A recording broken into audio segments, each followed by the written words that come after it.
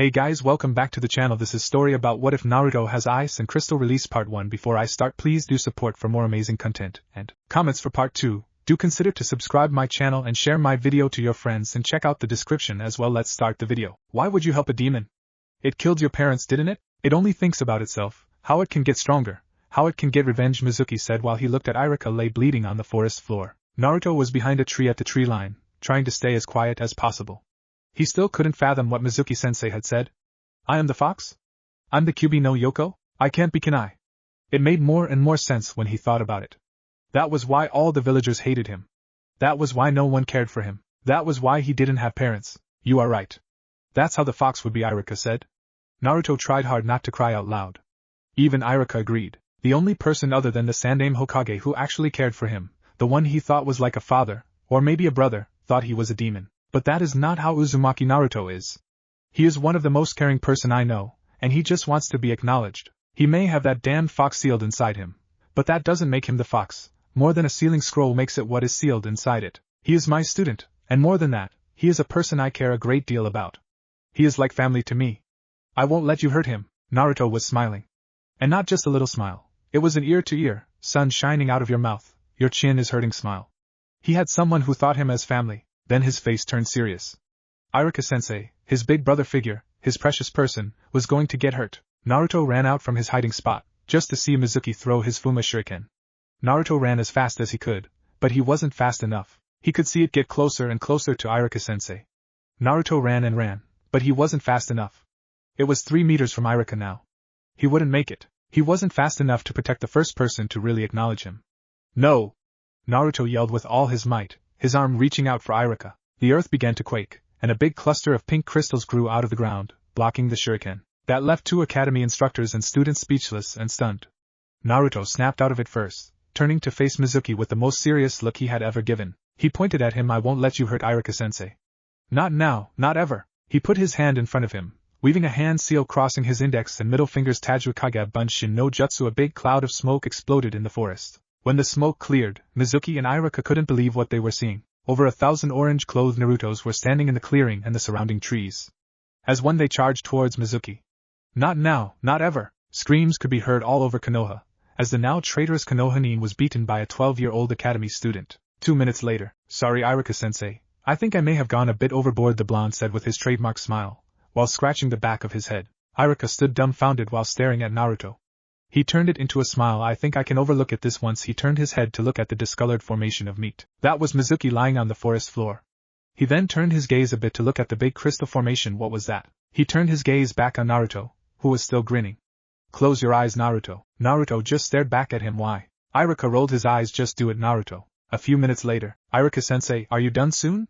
Can I open my eyes already? Naruto asked in an annoyed tone. Just a minute, Irika chuckled. There, now open your eyes. Naruto did as he was told. There, right in front of him, was Irika-sensei smiling at him. But something was off, something was missing. It took Naruto a few seconds to figure out. He didn't have hataite on. Naruto's hand slowly made its way to his forehead. Yay, I did it! I'm a ninja of Konoha! I'm going to be Hokage in no time! Believe it! Naruto began ranting. But Irika's thoughts were miles away. Though those crystals, did Naruto make them? How did he do that? Does he have a Kekkai Genkai? If it is, it's not one I have ever seen or heard of before. I guess it is possible he could have one, since no one knows who his parents are. I better report to Sandaime soon. He would want to know this. Ano, Irika-sensei. Irika's focus snapped back at Naruto. Sensei, is it true about the fox? Irika smiled sadly. I'm afraid it is. Naruto looked down on the ground. He mumbled something inaudible. What? Am I the fox then? Naruto asked with tears in his eyes. Irika placed his hand on Naruto's head and ruffled his hair. Didn't you hear me back there? You are no more the fox, then a sealing scroll is the kunai sealed inside it. Did you mean the other thing too? Naruto asked carefully. What other? He looked at the blonde, before displaying a large smile. Yeah, I meant it. Little brother. Naruto looked up at Irika again with a smile wider than when he had gotten his hataite. Before Irika knew it, he was tackled by the little blonde, hugging him tightly while sniffling. In the Hokage's office, the Sandaime had seen it all through his magic little crystal ball. To think Mizuki would betray the village like that. I knew he had some grudges. But to think he would go this far. He looked at the crystal ball. Seeing his grandson figure hugging the academy instructor, at least something good came out of this whole ordeal. He have finally found someone else than me that he knows acknowledges him. Then he frowned. But what was those pink crystals? I have never seen anything like it. I'll ask Jiraiya about it next time he comes to report in. He may know something about Minato or Kushina that I don't. He looked at the crystal ball again. The two Konoha shinobi were walking out of the forest hand in hand, the smaller figure jumping up and down, while the bigger looked down on him with a smile on his lips. Hiruzen leaned back into his chair, looking up at the ceiling. I guess I'd better call back the search parties so they don't drag him off the street. And with that thought, Hiruzen made his way out of his office. The next morning with Naruto yawned loudly as he sat up in his bed. He didn't really know what to do the next few days but train. It was not like he had any friends to hang out with. Sure, Chuji and Shikamaru didn't hate his guts, but that was about it. There was still 6 days left till the new teams got assigned. He didn't really care that much about who he got teamed up with. Just not from the Sasuke team. Everyone but Sasuke team. And he wouldn't mind if he got teamed up with Sakura-chan. Though I could imagine she would have a problem with that. He frowned at that thought. Well, better get up and get going, he said to himself, jumping off the bed and heading for the bathroom. He had just opened the newly made instant ramen when an ANBU appeared in front of him. Naruto froze the instant he saw the ANBU. What have I done this time? I haven't done any pranks since I painted over the Hokage monument.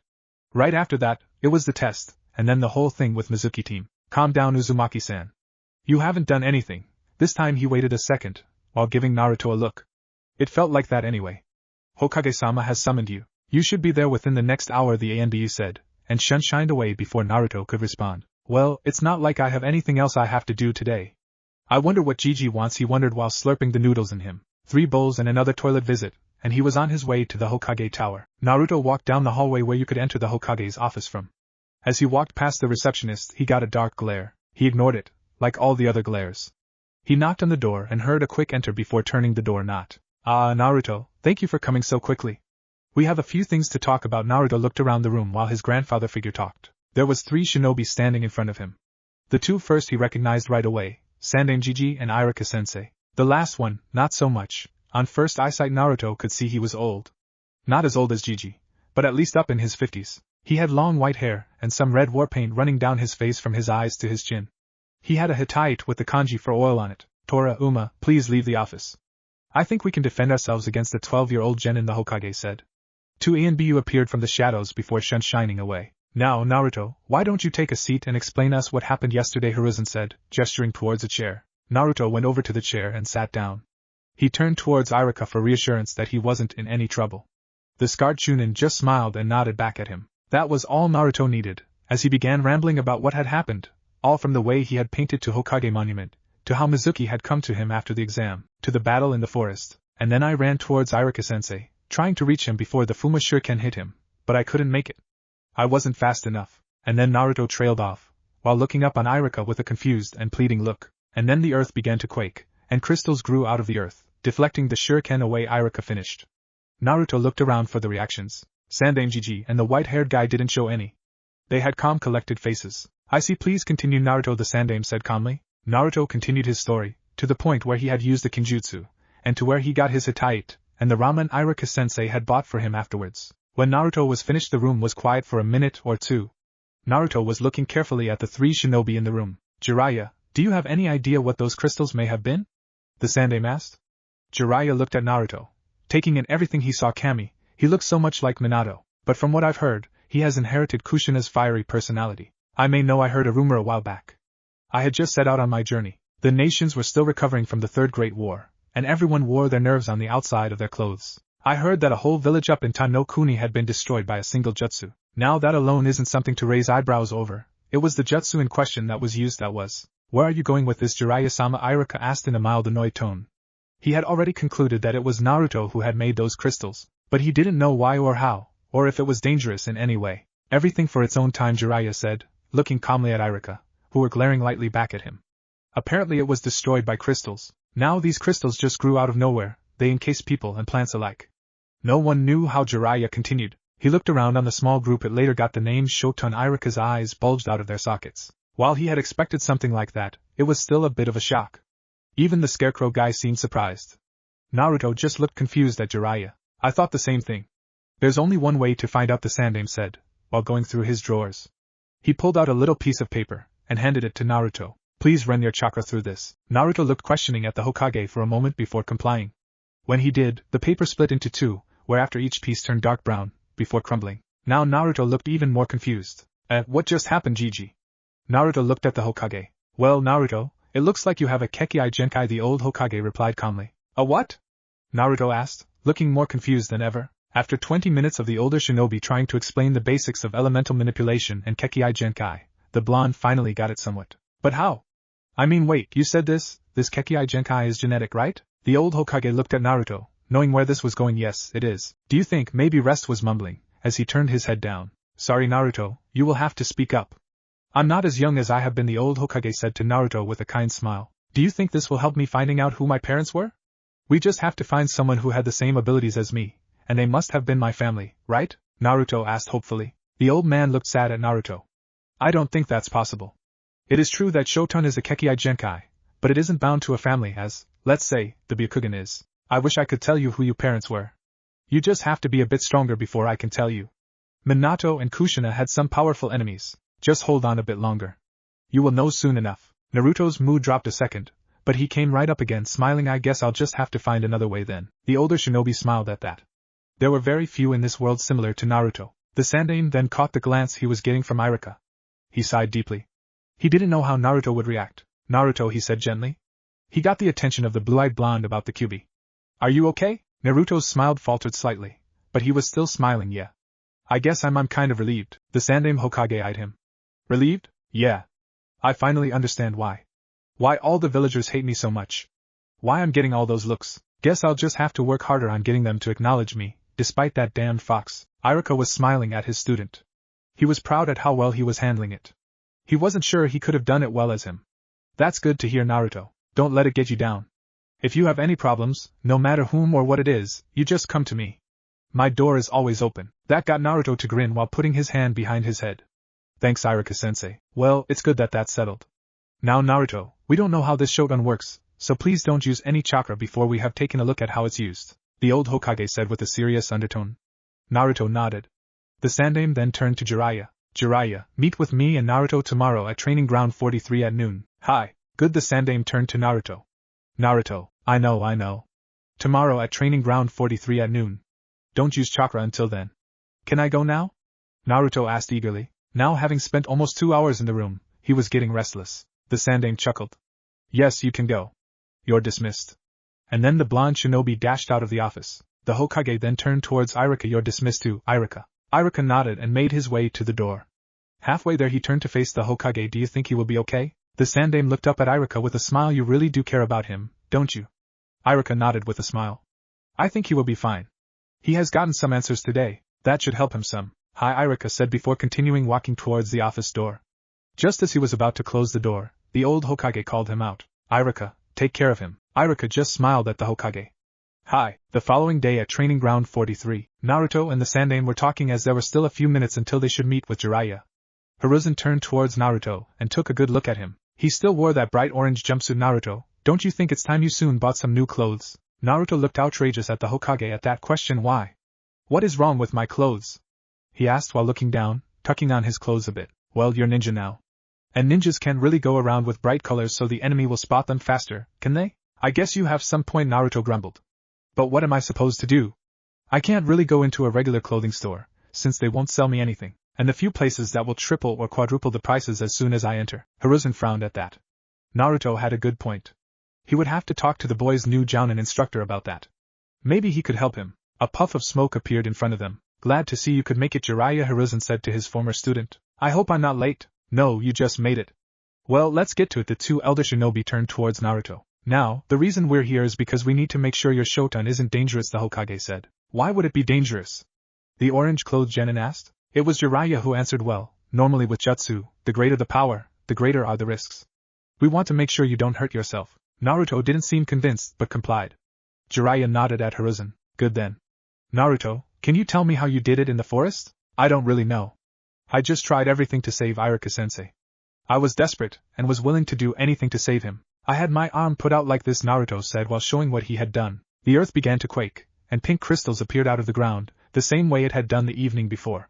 Both Jiraiya and Hiruzen were wide-eyed. While Hiruzen had seen it through his crystal ball, it was another thing to see it happen with your own eyes. How did you do it? Jiraiya asked. I don't know. I just channeled some chakra, while thinking of the crystals from yesterday, Naruto answered. Jiraiya thought about that for a bit. He then got an expression like he had an idea, tried to think of it shattering. Naruto did what he said, and to his amazement, The crystals shattered in tiny pieces, making the air glitter lightly in pink. Amazing was all Jiraiya could say. Hiruzen looked at Jiraiya. What are you thinking? I think it's controlled by his thoughts. He has to channel the chakra to make it, but he just have to think of what he wants, and it's going to do it. It will probably not work on higher level jutsu, but on the lower I would say D and C rank jutsu. He just has to think of it. Hiruzen nodded while looking at Naruto. Okay Naruto, try to make. Next morning in Naruto's apartment, Naruto yawned loudly while stretching. He took a few minutes sitting in bed and waking up, before making his way to the bathroom. While he was taking a bath he was thinking about what happened yesterday. They had discovered a lot about his Shoton. It is a combination of Futon and Doton, as the chakra paper had said. Jiraiya had theorized that he used Doton to find minerals and stuff like that, while he used Futon to compress it under high pressure, successfully making crystals. He could crystallize anything they put him to. Earth, wood, water, grass, really anything that had mass, and was an energy. He could even crystallize living things, as they had discovered when he accidentally crystallized a bug. It was really like having a weapon on hand all the time. Jiraiya had also told him about the secrets of Kage Bunshin halfway through the day, so he had made about 100 clones, putting them to learning his Shoton, thus why he already had such control over it.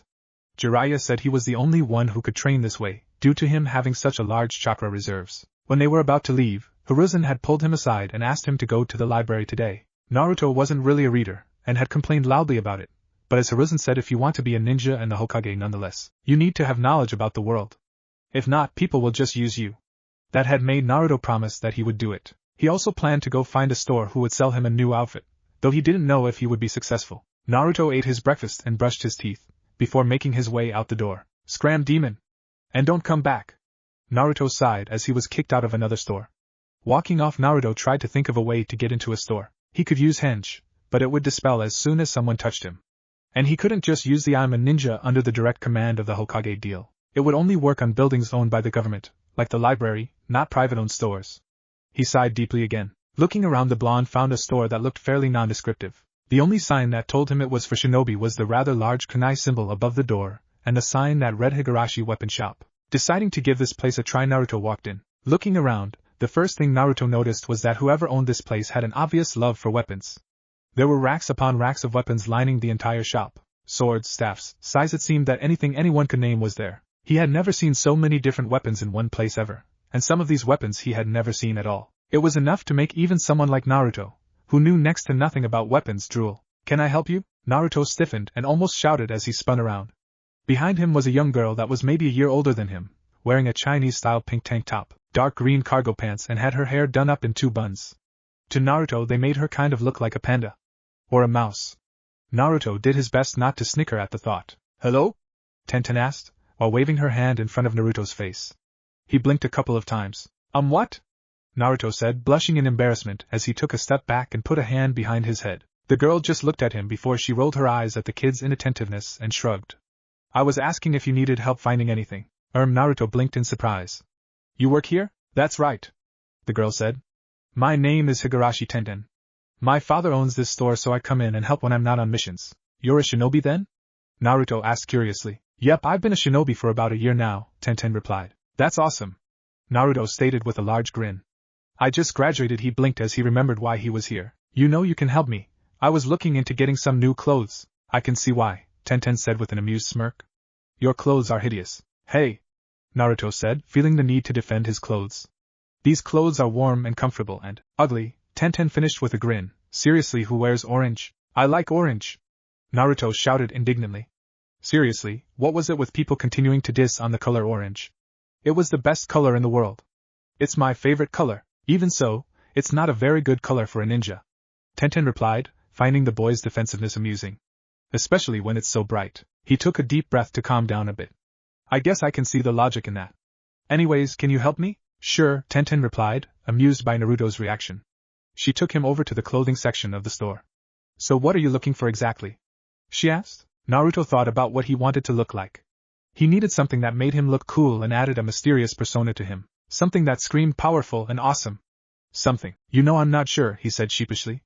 I've never really shopped for clothes before, so he had actually tried clothes shopping once when he was 6 and had just gotten an apartment. However, the store owners had kicked him out before he could actually shop. That had actually been the same day he found his jumpsuits in the trash, after the same store he tried to shop from had thrown them away. You're kidding, right? Tenten looked at him incredulously. When he shook his head, she sighed.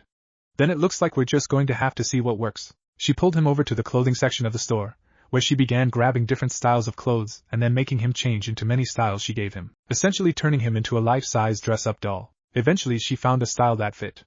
Now Naruto was wearing dark black shinobi pants that tucked into a pair of black shinobi sandals. He had a black sleeveless Chinese-style shirt like hers but with a dark orange trims and with the Uzumaki swirl on the back of it. She had tried to talk him out of wearing any orange, but was unsuccessful in getting the blonde to completely rid himself of his favorite color. At least there was less orange than before, and it was in a darker tone than his jumpsuit had been. His hands were covered in fingerless gloves and his arms were also covered in black bandages up to his biceps. Lastly she changed the strap of his hitaite, from the dark blue color to black. "There, you look much better now," Tenten said, smiling at him. Indeed he did look much better. Now that she was seeing him without all the orange, he actually looked cute. "Now you're like a real shinobi." "You think so?"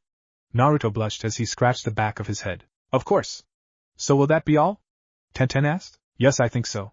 For now anyway," he responded with a smile. "Tenten, are you out front?" Both Naruto and Tenten yelled as they spun around. Naruto found himself staring at a bull of man. Large and built like brick shit house. The man had muscles on every part of his body that Naruto could see. He even had muscles on his muscles. He had brown hair and brown eyes much like Tenten. He was wearing an off-white shirt, brown pants and a pair of brown boots. "Damn it, Toussaint!" Tenten shouted as she clutched a hand to her chest. "How many times have I told you not to sneak up on me? And especially when I'm with a customer." Tenten's dad merely laughed. "Ah, take it easy, Tenten. Besides, aren't you shinobi supposed to be more aware of your surroundings? Do you want to be used as target practice again?" Tenten asked with a maniacal gleam in her eyes and had one of her hands inside her kunai pouch. Her dad merely sweats dropped before he coughed, and turned his attention to Naruto. He looked him up and down, immediately recognizing him. That didn't matter to him. He wasn't as narrow-sighted as some of the other villagers. He worked with sealing scrolls on a daily basis. He knew that the boy in front of him wasn't the demon, and if he had been, he would probably already have destroyed the village, with the way some treated him. Naruto watched with a mixture of shock and weariness as the man looked him over. He was already expecting to get thrown out. No one wanted to sell the demon brat anything, but Tenten's dad just smiled at him, walking over to the cash register, typing in all that his daughter had noted on a block. "Now all that stuff you got there will come to around 5,000 yen, Tenten's dad said. Naruto cringed a bit but got out the necessary money. It would put him back by a lot, especially since he would no longer be able to gain a stipend from the Hokage since he was a ninja. But this was for his shinobi career, so he had to. He took out his frog-shaped green wallet, much to the amusement of Tenten, and put the money on the table. "Thank you, kid. Hope you'll come back," Tenten's dad said to Naruto while counting the money Naruto had left. He gave the two there one of his most brilliant smiles. "Thanks, Mr. Kaido," the man replied. "Thanks, Kaido-san." Naruto bowed before grabbing his equipment and running off with a grin. "I'll make sure your store becomes famous when it's selling to me as the Hokage," he yelled out as he left for the library. Naruto was standing outside a big building, a building he had never thought he would set foot in, the library. He sighed deeply and made his way through the front doors. He hadn't made his way in more than a few meters, when a voice called out behind him, "Can I help? Why dash? What do you want?" "I'm sorry, but you will have to leave now." Naruto turned around to see who it was. It turned out to be the custodian, a woman who looked to be in her mid-50s said, spitting out the word boy with venom. Naruto remembered what Hiruzen had said to him the day before. Naruto tapped his finger on his hitaite. "I am a ninja of Konoha, under the command of the direct command of the Hokage. And can I remind you that this is a government-owned building? And who again runs the government?" "That's right, the Hokage does. Thus you can't kick me out of here." The custodian was clearly irritated by this. But as Naruto had pointed out, she couldn't kick him out. She sighed. "Fine, but if you break anything, you will be sorry," she said, and walked away. Naruto snorted mentally at this. Since he was told about the Kyuubi, he had been near stunned by the naivety of the population of Konoha. One thing was the civilians who knew nothing of sealing, but the ninja population too? They used sealing on a daily basis. He shook it off him, and made his way to the shinobi section of the library. When he was there, he put his hands in a ram seal, making 10 clones. "Alright guys, I need your help finding some books. Anything on chakra, seals, taijutsu and basic shinobi skills will be fine. Also, try to find something on bijou, jinchuriki and anything related with that." Said he and his clones looked through the bookshelves looking for said books. In the end he found 27 on the various subjects. He made his way home, and began to read. 3 days later, Naruto was on his way to training ground 43. Gigi had given it to train the week before the team assignments, which was still 2 days away. Gigi had said it was because he needed to get his Shoton under control before getting on a team, so he wouldn't put them or himself in danger with it. He made his way to the training field, and did what he had done the last few days. He put his hand to form the ram seal, and made about 100 clones, and split them up to do various tasks. 50 clones were working on his Shoton, which were coming along nicely. He had learned to crystallize stuff fast, and could even make crystals from the humidity in the air. He had also made quite a few new jutsu, most of the based on jutsu of other elements. It wasn't as hard as he had thought it to be. He would just have to think about something crystallizing, and it would. The next 25 were working on his chakra control. He had perfected the floating lead exercise that they had learned in the academy, and were now slowly making progress on the tree climbing exercise. He could run up the tree by now, and could walk about 2/4 of the way. He had decided that he wouldn't move on before he could fight on a vertical surface for about 10 minutes, and the last quarter were reading. Reading anything he could get his hands on. Most of the jutsu and exercises were from the books. He had learned a lot about Bijou, one of the subjects he was most interested in, for obvious reasons. He continued training the next few days, until the team assignments. The day of the team assignments, the alarm clock ringed high. Naruto almost fell out of his bed, trying to punch the stupid thing into oblivion. When he finally managed to turn off the stupid thing, he sat up, scratching his eyes and looked around with sleepy eyes. He saw the calendar, and within a second he was wide awake. Today I get my team assignment. He jumped out of the bed, and made his way to the bathroom to wash up and brush teeth. He thought about what he had done the last week. He had advanced rather quickly due to the Kage Bunshin. He had done almost 2 years of training in the last week. He now had decent control over Shoton, but it could still be improved. His chakra control were a ton better. He could no fight on the tree surface for about 4 minutes before he fell off. And he had read. He was surprised how much it had mattered. He could actually understand what people were saying most of the time now. Nothing like when the week started. Overall, he had improved a lot, though he still needed to be careful. The third day he had dispelled all his clones at once, and had fainted from fatigue alone. He had woken up an hour later with a throbbing headache.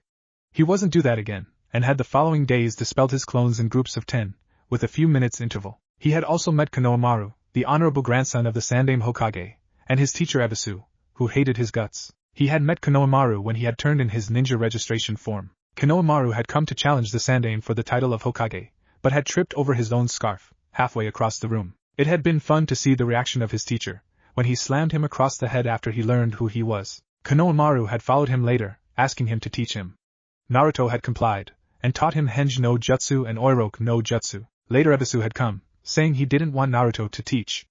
Konohamaru couldn't figure out why, but Naruto knew right away, when he saw the eyes of Ebisu. It was the same as most of the villagers, full of hate towards him, for something he had no control over whatsoever. He had beaten him with his new Harimu no Jutsu, sending him flying halfway across Konoha because of his nosebleed. He had after told Konohamaru that there was no shortcut to becoming the Hokage, and that he had to beat him to get there. Konohamaru told him that they weren't student and teacher anymore, they were rivals.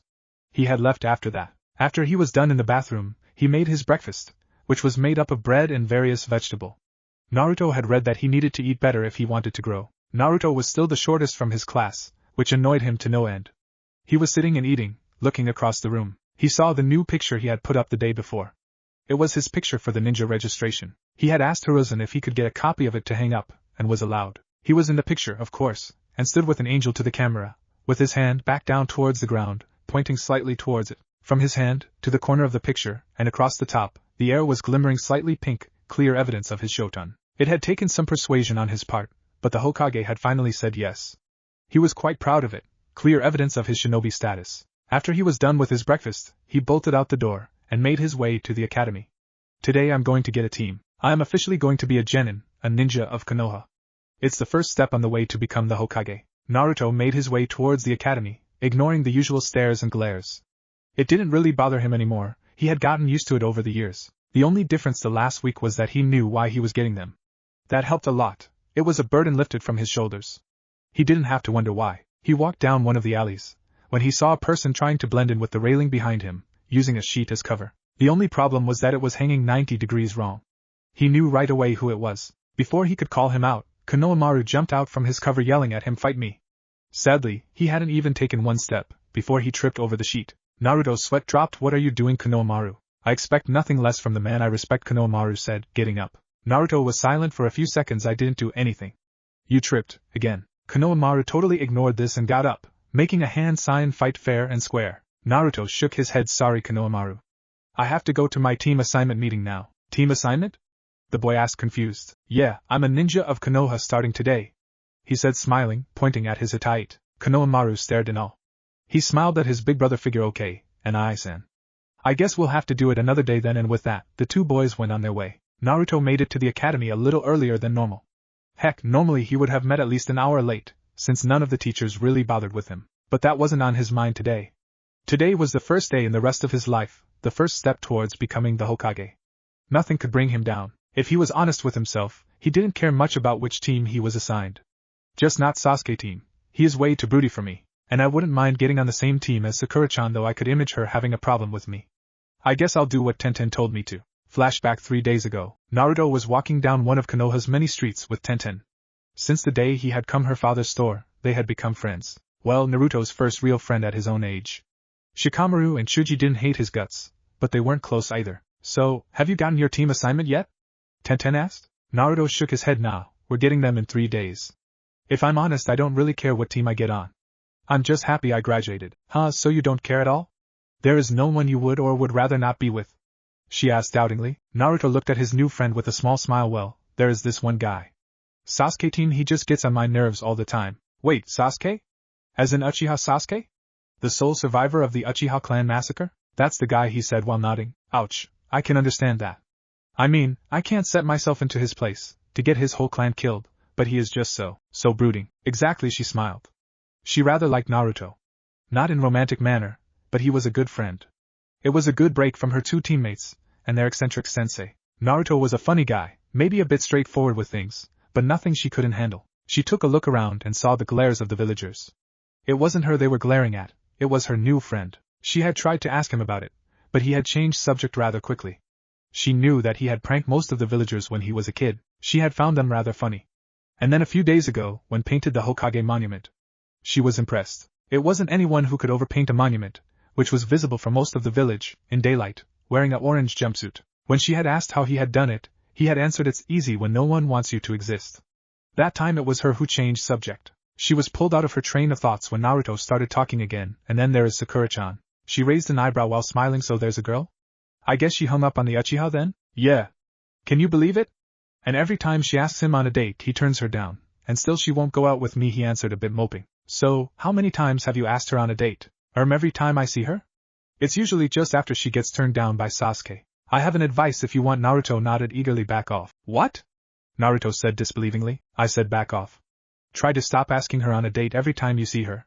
Try just to be there for her. You know, maybe in time she will come around, she said while winking at her blonde friend. Maybe. Okay, I'll try it, he said, showing her one of his big bright smiles. Good, she nodded approvingly. Flashback end. Naruto opened the door to his classroom, and made his way inside.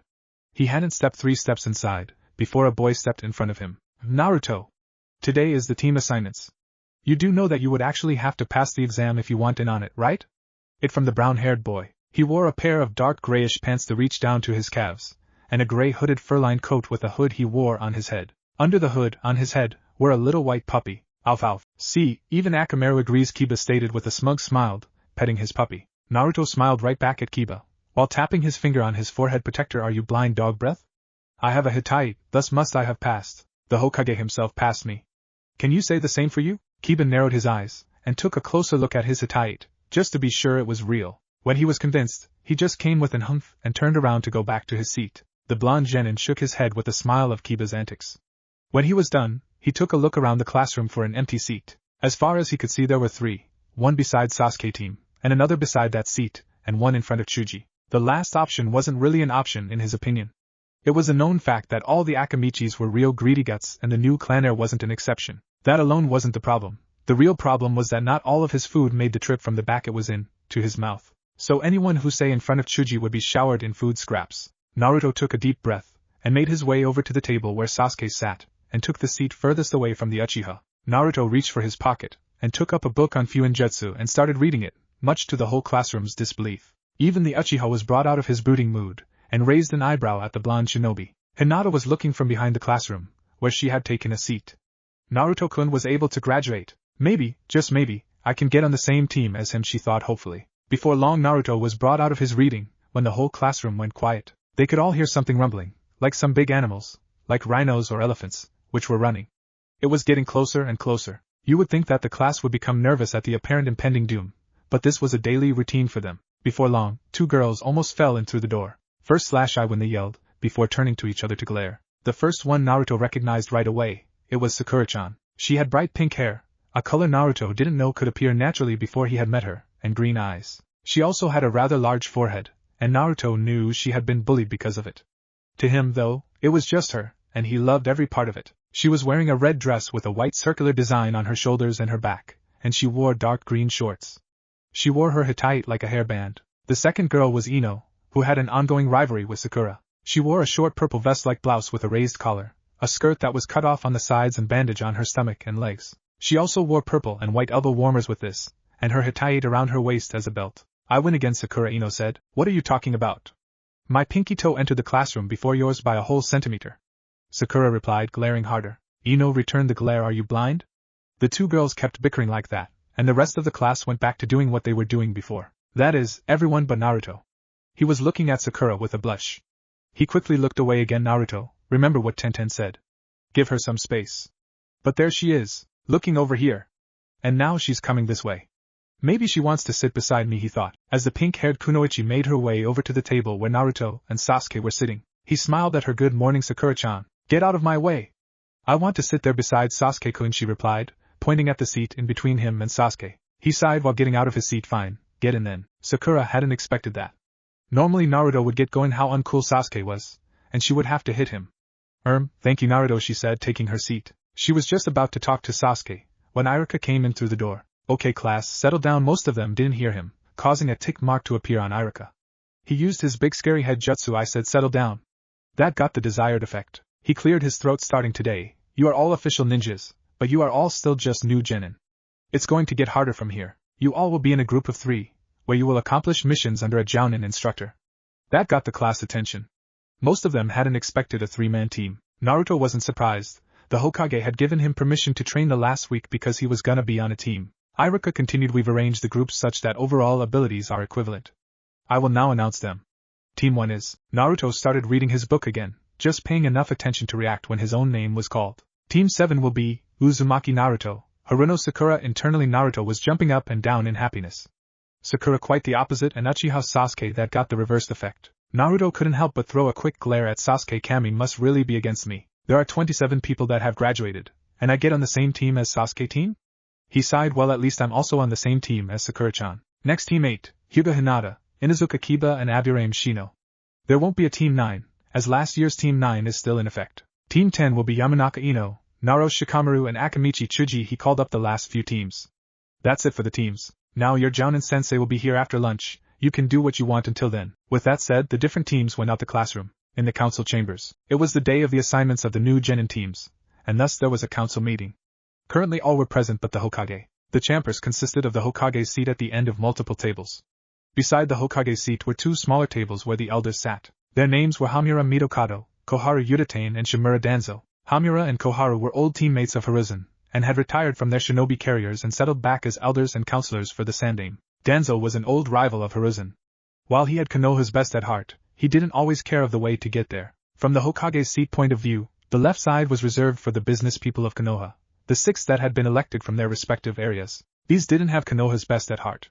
What they cared about was getting more power, and getting more wealth. The right side was reserved for the 8 major clans of Konoha: Senju, Uchiha, Hyuga, Inuzuka, Aburame, Akamichi, Nara and Yamanaka. Though, because of the Uchiha massacre, the Uchiha seat was empty until the time of the last Uchiha to be 16 years of age, and the Senju seat was empty because the last known survivor of said clan, Senju Tsunade, wasn't in Konoha, and hadn't been for years. These people were the only one beside the Hokage who were not thinking of ways to get more power, but had Konoha's best at heart. In the seat closest to the Hokage's was none other than Heishi Hyuga, the head of the Hyuga clan, which was currently the largest clan in Konoha. Heishi was a man who, despite his cold demeanor, always put his clan and Konoha first, even when it went against his own beliefs. The next seat from Heishi was Sim, the clan head of the Inuzuka clan. This clan was well known for their collaboration with ninja dogs, their pack mentality, and their hot-headedness. They always believed in looking out for family, and were well known for their fierce loyalty to others. Sitting next to the Inuzuka matriarch was Shibi Aburame, the clan head of the Aburame clan. The Aburames were well known as a clan that followed logic,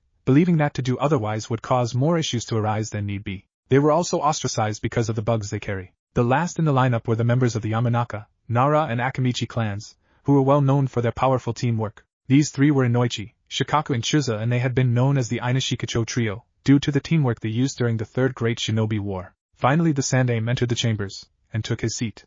As it seems we're all here, we will get started. Now first point of order is, sorry Sandaime-sama, but I have disturbing news that I think the council should hear. Danzo interrupted the Hokage. Hiruzen didn't seem affected by this, as he had known this would come sooner or later. He was pretty sure it was because of Naruto and his Shoton. He knew he wouldn't be able to keep it a secret long after he allowed Naruto's ninja registration photo to be taken. That, and that he had allowed the blonde to use one of the training ground by himself. He was sure that Danzo would have picked up on that. What is it, Danzo-san? Hiruzen asked more politely than he would have out of the council chambers. It has come to my attention that you have reserved a whole training field for a newly graduated genin. It intrigued me, but I let it go. I'm not one to question the Hokage. Hiruzen mentally scoffed at that. Danzo questioned every action he took. He had tried to get his hand on the seat for a long time. Other than that, he had tried to get his hands on Naruto more than one time, willing to turn him into a weapon of Konoha, due to his Jinchuriki status. He was sure that he would try even harder now that he had found out about the blonde's new Kekkai Genkai. Hiruzen was, of course, greatly opposing of this. Minato had asked him to make sure Naruto would be safe. He couldn't do much about the villagers, but this he could. He wouldn't let Naruto fall into the grasps of the old warhawk. Danzo looked over the chamber. He could see that he had piqued their interest. But then a few days ago, when the elders and I went over the new ninja registration forms, we came across this, he said, taking out Naruto's photo, sending it around the council. He could see many confused looks. We, like you, had no idea what this was. So I sent some of my guards to look for the Jinchuriki. They found him at earlier mentioned training ground. He was training to use Shoton. Yes, the Kyuubi Jinchuriki has Shoton. An hour later. Enough of this. Yes, Naruto has Shoton, but it isn't dangerous. Jiraiya and I have observed and made sure of that. The reason I allowed Naruto to use that training ground was so he could get it under control, and so he wouldn't put his team at risk, Hiruzen said loudly and irritated. The last hour had been nothing but accusations and pleads about putting the boy down, letting Danzo have him. If any other shinobi or citizen of Konoha had awakened Shoton, you would all be delighted. But because it's Naruto, you're acting like this? I won't have it, he continued, while glaring around the council. The shinobi side had been concerned, but had calmed a bit down. It was the civilians and the elders that caused problem. They hated the boy's guts, because of the Kyuubi. Now I have given you all the answers I'm willing, so we're gonna get on with this council meeting. Now, for the first point of order, lunch at the academy. Sakura was sitting on a bench outside the academy. They still had some time before their Jounin sensei would pick them up. She had just had a not-so-friendly conversation with Sasuke. He had told her that he thought she was annoying. You're annoying, huh? I see Naruto must have felt the same way. Maybe I can be nicer starting now. I could give him a chance. I never really have gotten to know him. I always brush him off as a pest. She was brought out of her thoughts when she saw Naruto coming her way eating a dango. It didn't seem like he had seen her yet. Alright, this is my chance to be nicer to him. Remember to smile, not scowl, smile. With that, she had a really strange smile on her face. Hey Naruto, let's go back to the classroom. Naruto looked up at her. Sakura-chan. I thought you would be with Sasuke, he said, the last part a bit sad. Sakura didn't miss that. Yeah, but he had to go do something else. Come on, let's go back to class, she said. This brought a big smile to Naruto's face. You're a genius, Tenten. 3 hours later in the classroom. Why is our sensei the only one who's late? All the other teams have been picked up hours ago. Sakura said, annoyed. Team 7 was still sitting in the classroom. Or Sasuke and Naruto were sitting in their desk, and Sakura was going back and forth, getting impatient with their new sensei. Naruto sighed and looked up from his book. Sakura-chan, it can't be helped. He'll get here when he get here. While he agreed with her, he was getting rather annoyed with Sakura. She had been like that for the last hour, coming with outbursts every 10 minutes or so. Sakura turned to look at Naruto in disbelief, before gathering herself. Okay, if Naruto asks me to calm down, I really must be tiring. I mean, he is the most hyper person I know. But that means Sasuke-kun also thinks that I'm getting annoying, again. She took a deep breath to calm herself down, before taking the seat beside Sasuke. Naruto eyed her, before going back to reading his book. 15 minutes later a silver-haired Jounin entered the room. Sakura couldn't help herself, and jumped up screaming, you're late. He just stared at them passively. How should I say this? My first impression of you guys is I hate you. Sakura got a moping expression, while Naruto and Sasuke got a better look at their sensei. He was wearing the standard Konoha shinobi outfit, along with iron-plated gloves. His face was mostly covered by his mask, and his left eye was covered by his hitaite. All in all, they couldn't get a real good look at him. Meet me on the roof in 5 minutes, he said before shining away. 5 minutes later on the roof, Kakashi was looking over his student. He was mostly looking on Naruto Kami. He looks so much like you, sensei. Then he turned his gaze to the Uchiha. I really hope I can help him, before chooses a path that he can't be saved from. When the 5 minutes were up, he spoke. Let's see. Why you don't introduce yourselves? Introduce ourselves? What should we say? Sakura asked. Kakashi shrugged. What you like, hate, your dreams, and hobbies. Something like that. Why don't you introduce yourself first, sensei? So we know what to say, Naruto said. Me? I'm Hatake Kakashi. I have no intention of telling you my likes and dislikes. As for my dream, I have few hobbies. The 3 genin were left with sweat drops on the back of their heads. Sakura turned to her new teammates, so all we found out was his name. Naruto nodded at it. Now it's your turn. Blondie, you go first. Naruto shot a quick glare for his new nickname. I'm Uzumaki Naruto. I like ramen, Ichiraku ramen, my friend Tenten and Hokage Ajisen. I dislikes are the 3 minutes you have to wait for your ramen to finish after you have poured water over it. People who will hurt my friends, and can't seem to tell the difference between a kunai and the scroll it sealed inside. This caused Kakashi to raise an eyebrow. He, of course, knew what Naruto was talking about. Sasuke and Sakura looked confused at Naruto. Naruto just continued, acting like he hadn't noticed. My hobbies are training, hanging out with Tenten, and tasting new kinds of ramen. And my dream for the future, I want to become the greatest Hokage and make everyone in the village acknowledge me. I also want to find out who my parents were. He finished, getting nods from Kakashi. Hi, next you Pinky. I'm Haruno Sakura. I like the person I like is Sakura. Glances at Sasuke. And my hobbies are my dream is to glances at Sasuke again, and giggles like crazy. And? What do you dislike? Kakashi asked. Naru, I dislike Ino Pig. Sakura finished looking over at Naruto. I promised that I would try to give him a chance. And I start today. Naruto looked surprised. He was half convinced that she would have said his name, and knew she almost did. What happened to her? Kakashi looked at Sakura. Girls her age must be more interested in love than ninja training. Well, at least she's trying to be nice. Now you last guy. Sasuke didn't look up when talked. My name is Uchiha Sasuke. There are many things that I hate, and there aren't a lot of things that I like. Also, I have an ambition that I have no intention to leave as just a dream. The revival of my clan, and to kill a certain man. Naruto looked at Sasuke. I guess it's the man who killed his clan. Sakura was still hyped after her own introduction. Sasuke is cool. Kakashi on the other hand had a brief look of seriousness in his eyes, just as I thought. He quickly got back to his old careless look. Alright, you three all have unique personalities. I like that. We're going to begin a mission starting tomorrow. First we're gonna do something we four can do together. Survival training. Survival training? Kakashi-sensei, we have just been 3 years of training in the academy. Can't we just go ahead and start missions? Naruto asked, rather annoyed. This is no ordinary training, Kakashi replied. Now Sakura was looking annoyed. Can't he just get to the point? Then what kind of training is it? Kakashi started laughing, freaking the 3 genin out a bit. Sakura looked more annoyed than ever. What is so funny, sensei? Well, if I say this, I'm sure you 3 are going to be shocked. Out of the 27 graduates, only 9 are going to become genin. The other 18 will be sent back to the academy. In other words, this training is going to be a very hard test with a dropout rate of 66%. And as Kakashi had predicted, the 3 genin were very shocked. See? You 3 are shocked, he said, pointing at them. Are you kidding me? What was the final exam for? Naruto asked in complete disbelief. That? It just picks out those who are qualified to become genin. Did you really think that 3 jutsu were gonna get you graduated? Out there is a world whose only goal is to get you killed. We're not going to send anyone out there who isn't prepared. He paused to let it sink in. Anyway, I'm going to determine whether you pass or fail tomorrow at Training Ground 7. Bring your ninja equipment, and meet at 5 a.m. Kakashi could see how shocked the 3 genin were. Even Sasuke, who had until now composed himself, trembled some. Now then, meeting over. Oh yeah, don't eat breakfast. You're going to throw it up if you do. 5 a.m. at Training Ground 7. The 3 genin of Team 7 came from each their own direction, every one of them half asleep. Good morning, Sakura said tiredly. Hey, it came from Naruto. And the 3 of them waited and waited and waited. 3 hours later, finally, Kakashi came going from the tree line. Hi fellows. Good morning. You're late. Both Naruto and Sakura yelled at him, while pointing accusingly at him. Now normally the new and improved Naruto wouldn't do that, but the lack of sleep, and his empty stomach made him momentarily pick up some of his old habits. Yeah, you see, a black cat crossed my path, so Kakashi replied, but trailed off when he saw the faces of Team 7. He cleared his throat. Let's move on. He went over to a clock on a stub a few meters from the genin alarm set at 12 p.m. He then turned towards them, and took out 2 bells to show. Today's topic is to get one of these bells from me. Whoever can't, will have no lunch. What? It came from Naruto, but was ignored by Kakashi. I'm going to tie you there, and eat lunch in front of you, he said, pointing at the 3 stubs, one of them having the alarm clock on it. At that moment the genin understood why he had told them not to eat breakfast. It took a few seconds for them to get over that. But wait, why are there only 2 bells? Sakura asked. Kakashi showed one of his eye smiles. I'm glad you asked, Sakura. Since there's only 2, at least one will have to be tied to the log. That person will fail, since he failed to complete the mission. The person will go back to the academy. It might just be 1, or it can be all 3. You can use Shuriken. You won't be able to get these, unless you come at me with the will to kill me. He looked at his team.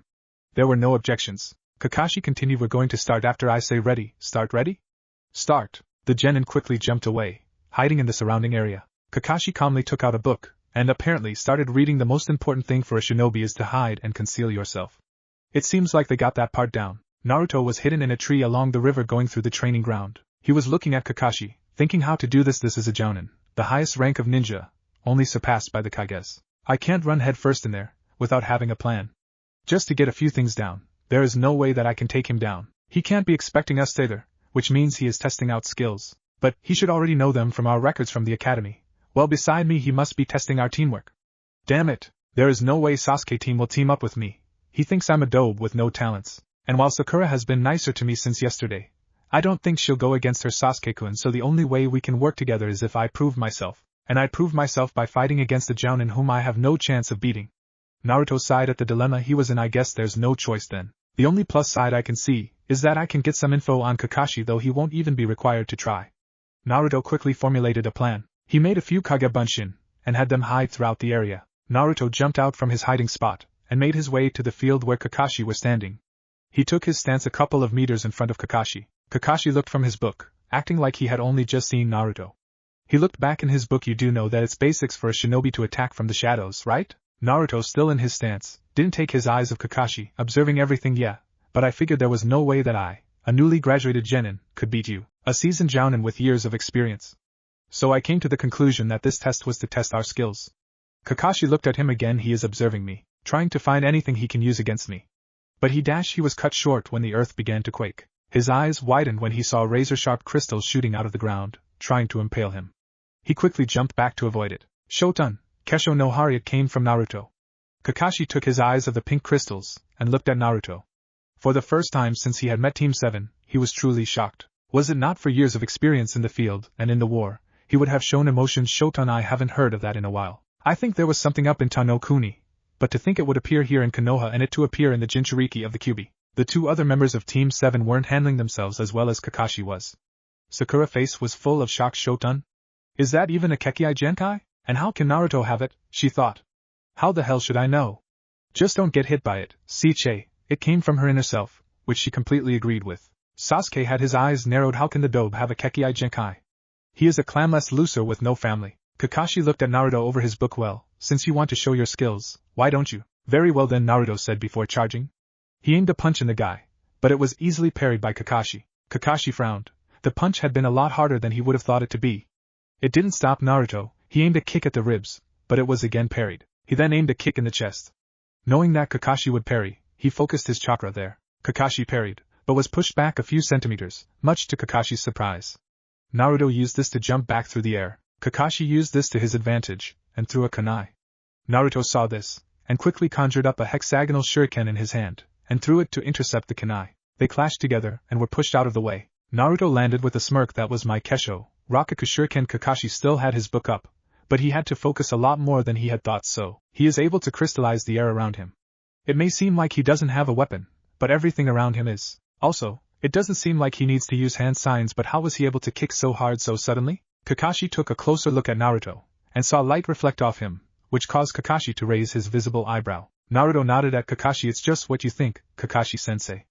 I call it Kesho no Yoro. Kakashi didn't react to think he ranked dead last. Kakashi was, to say the least, impressed. Kakashi, you're not going to retaliate?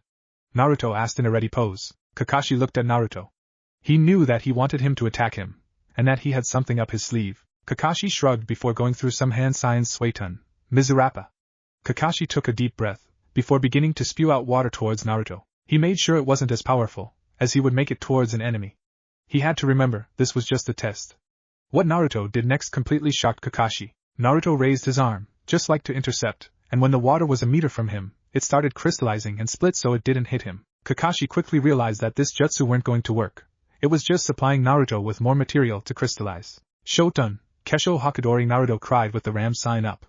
From the crystals that Naruto had just made, thousands of small hummingbirds were created. They appeared around Naruto, until there were no crystals left on the ground. With an unsaid command they attacked.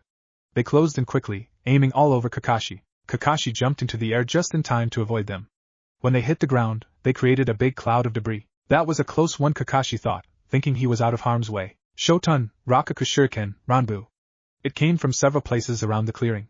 From 5 places barrages of crystal shuriken was shot at him. Shit, he thought, before quickly performing Kawarimi no Jutsu. Naruto's shadow clones jumped out of hiding, before dispelling. Naruto nodded to himself in satisfaction, before jumping away. Now he just had to find the others. Naruto was jumping through the canopies when he heard Sakura scream. He quietly made his way there, making sure he wasn't detected by Kakashi. He finally found Sakura. She was lying motionless on the forest floor. He wasn't worried if she had been hurt.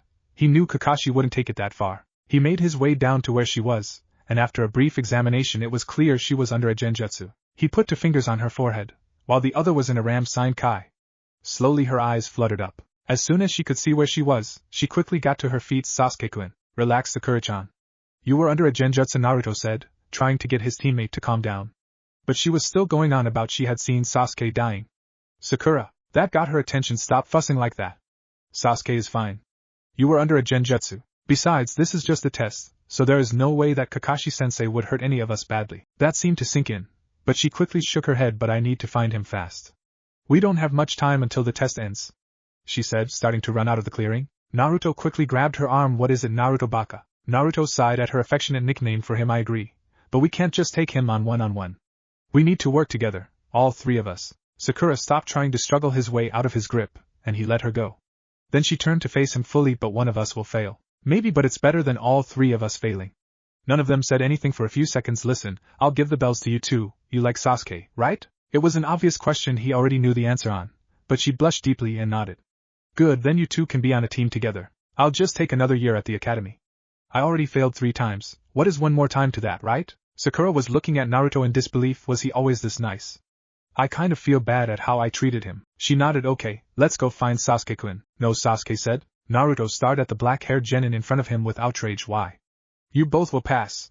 We need to work together to get those bells. Sasuke scoffed. I don't need help from a clanless loser like you to do that. It didn't seem like that when we found you buried to your neck before, Naruto replied with a bit of venom. They kept bickering like that, with Sakura just sitting between them. Now normally she would jump to the defense of her Sasuke-kun, but she could see the wisdom in Naruto's words, and she had seen what he could do with Shoton. Also, this meant that she would work together with Sasuke, and that she would be on the same team as Sasuke. But she knew they didn't have long time to do it. Sasuke-kun, we don't have very long time again before the test ends. Wouldn't it be better just to do it together and get it over with, she asked carefully, not wanting to get on the wrong side of Sasuke. Sasuke actually seemed to think about it. He looked up in the sky to see the sun's position. He scoffed. Fine. Naruto nodded at Sakura, who was overjoyed now. 2 minutes to 12. Kakashi was standing in the middle of the clearing again. He looked over at the clock and sighed. I guess it's just another team that doesn't pass. I actually hoped they would. Sensei's son, a Shoton user, and Jinchuriki of the Kyuubi, the last loyal Uchiha, a true genius, and the girl weren't bad either. She just needs to get over her fangirl stadium. Oh well, maybe next time. It was then that 3 Narutos ran out of the tree line. He watched them coming, but didn't do anything visible to counter them. They all brought their arms to what looked like a guard Shoton, Sway Shotu. On their forearms deep blue-colored crystal tantos formed. They charged forward as one, slashing like crazy at Kakashi. He could see that Naruto hadn't had this style practiced as much as the academy-style taijutsu. He kept parrying and dodging. At last, he decided that it was time to get rid of the clones. He kicked hard in one of the Naruto's stomach, and it dispelled. He was just about to do the same to the second, when he heard a voice shout behind him. Katon, Gokake no Jutsu! Sasuke yelled, spewing out a large fireball towards Kakashi. Kakashi saw this coming, and jumped out of the way. He was a little worried that it had hit Naruto, but it didn't last. As he saw them dispel, they were clones all along. Huh? He didn't have time to think, as he saw a barrage kunai being cast out of one of the trees. With closer inspection, he saw that it was Sakura. He brought up his kunai and began blocking them. He had just landed, when Naruto bolted out of the tree line again. He was getting closer and closer to Kakashi, and was just about there when the alarm ringed. All 3 genin looked in disbelief and despair at the clock. No, damn it! Damn it, damn it, damn it, damn it! Naruto said, mentally kicking himself for not being a bit faster. A few minutes later, Sasuke, Sakura and Naruto were tied to the logs, and as Kakashi had said he would, was eating his lunch in front of them. Naruto's stomach was the loudest, but Sasuke's and Sakura's wasn't silent. Well then, none of you got the bells, Kakashi said. All of them were waiting for the dooming words. You passed, Kakashi said. They stared disbelieving at him. But you said that we would fail and be sent back to the academy if we didn't get the bells. Naruto exclaimed. Kakashi nodded. I lied, he stated flatly. But sensei, what was the test for then? Sakura asked. You 3 are the first I have passed. People I had previously were blockheads, who just thought about themselves, and didn't want to risk getting kicked back to the academy. They didn't want to work together because they knew one of them had to fail. But that is not how being a shinobi works, especially a Konoha shinobi. We work together, train together and basically live together. He looked up in the sky. In the world of shinobi, those who break the rules are called scrum, but those who don't take care of their friends are even worse than scum. You guys work together to have a chance, even though you knew one of you would fail the test. So to answer your question, Sakura, it was to test your worth as a team. Naruto looked at Kakashi. As he moved around the logs to tie up the robes, he isn't that bad. He is actually kind of cool. When he had tied them up, he turned to them. The training ends here. Everyone passes. Team 7 will start doing missions starting tomorrow. Team 7 were jumping through the forests of Konoha, pursuing their target. It was faster than any of them thought it could be. They had used hours tracking it down, and now, for at least 45 minutes, chasing it. But they were gaining in on it.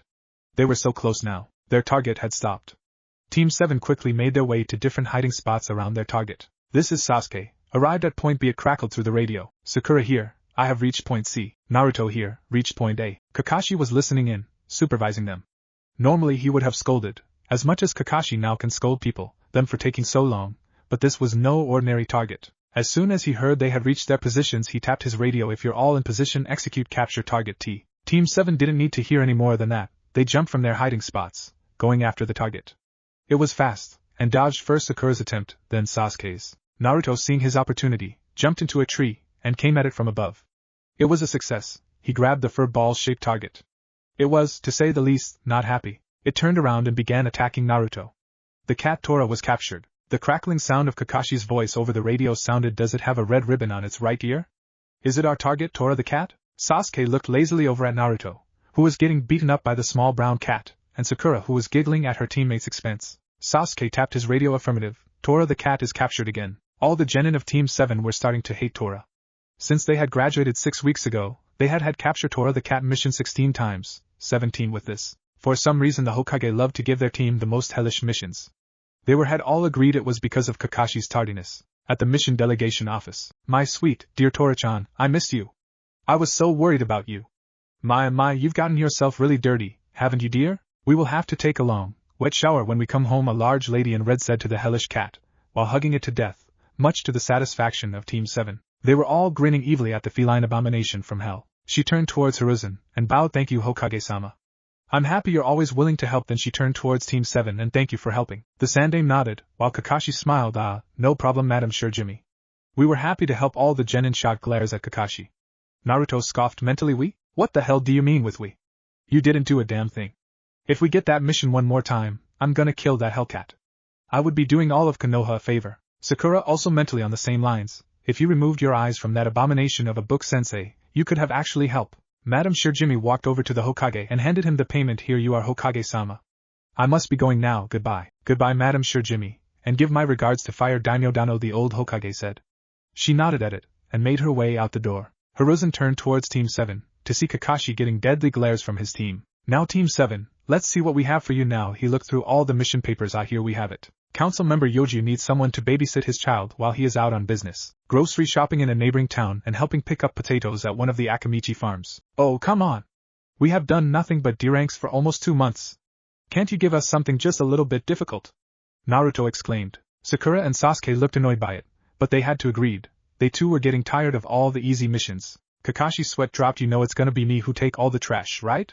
I guess it's revenge for me not helping with Tora. Iruka sighed. Naruto, you already know how the ninja rank goes. You're only newly graduated genin. Until you have trained some more, you can't go on higher ranking missions than D rank. But I'm not the same kid who used to paint over the Hokage monument. I can handle myself. Naruto retorted. The old Hokage looked at one of this year's most promising genin. There is some truth to that. He chuckled lightly while puffing on his pipe. Kakashi, what do you say? Do you think they are ready? Kakashi, who in the meantime had taken up his little orange book, looked over his genin team. They were all looking at him with begging eyes. He took a deep breath. I would say a C rank would suffice. They have been making slow but steady progress. Hiruzen nodded. Very well then. If you insist, I do have a C rank for you then. It's an escort and guard mission to Nami no Kuni. No, who are we supposed to escort then? Sakura asked. Instead of answering Sakura's question, Hiruzen called out towards the door. Tazuna-san, can you please enter? The young teens crinkled their noses from the smell of alcohol as coming in through the door were wobbling a drunk middle-aged man. He had gray hair and a large beard of same color. He wore glasses with a dark pair of eyes behind them.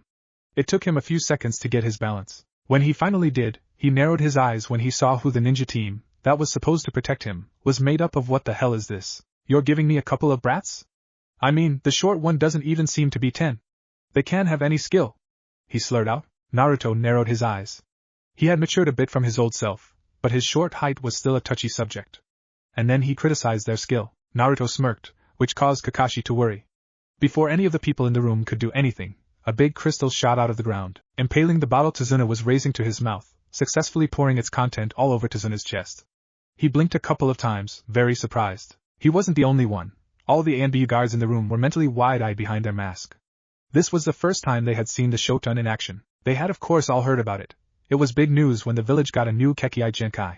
But they didn't show any of this, thanks to their years in service. What was it you were saying, Aji-san? Naruto smiled. He didn't get any answer. Behind him Hiruzen coughed in his hand. Naruto, please don't kill our clients. Wouldn't be good for business, you know. Naruto looked over his shoulder, before shrugging. He snapped his fingers, and the crystal shattered in tiny microscopic pieces. Tazuna was breathless by the sight of the crystal shimmer in front of him, but composed himself. I am Tazuna and I'm an expert in bridge building. I will need you to escort me bang to Nami no Kuni and protect me while I finish it, the old man from Wave said. Kakashi turned towards his team. You heard the man. This is a C rank, so we will probably be away for a few weeks. Go home and pack all that you can need. We meet at the main gate tomorrow morning at 8 a.m. Sakura, Sasuke and Naruto nodded. Good then. Team 7, I expect you back in a few weeks then. Dismissed. With Naruto, the blonde Uzumaki was walking down the main street alone.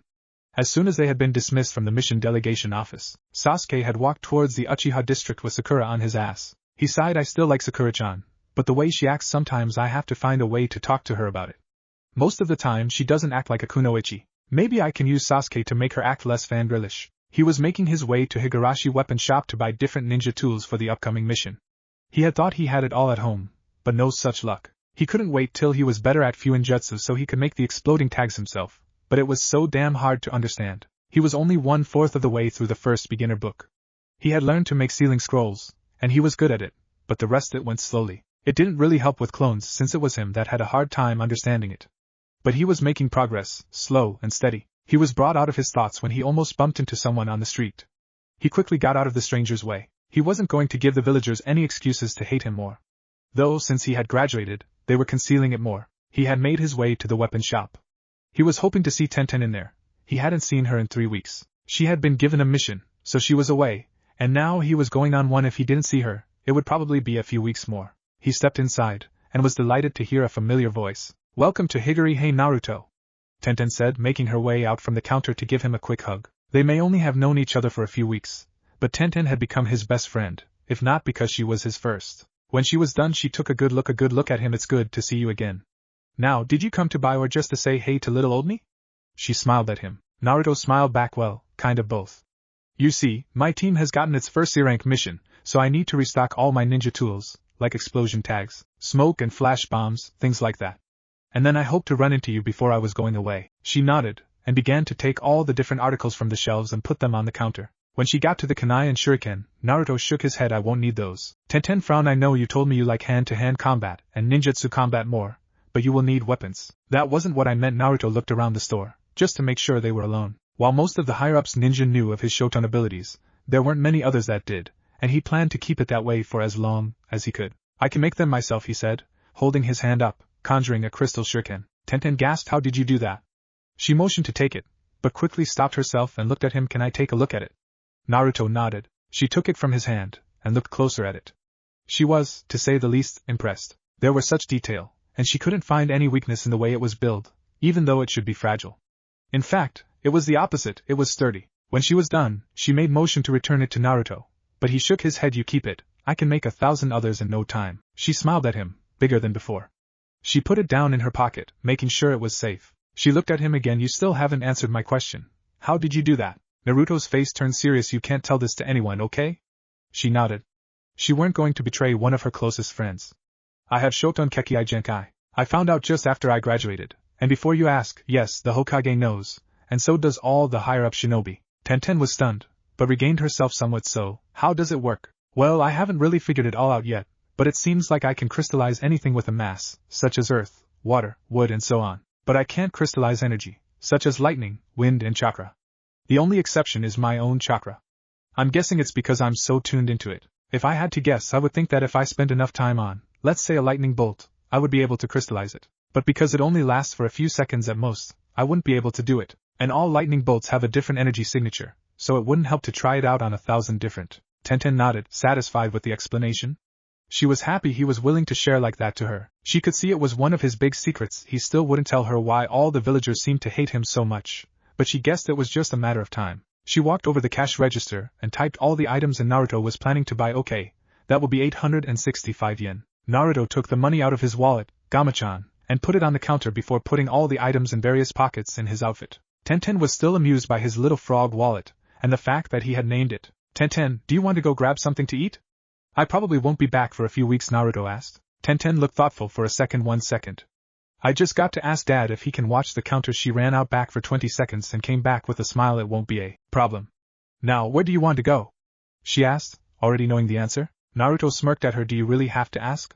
Ichiraku Ramen, of course. 30 minutes later at Ichiraku Ramen, Naruto and Tenten walked into the small stand. Hey Tuchiajizan, I am Mizan. Tuchi and I am, who were standing and making noodles, turned around to face where the voice had come from.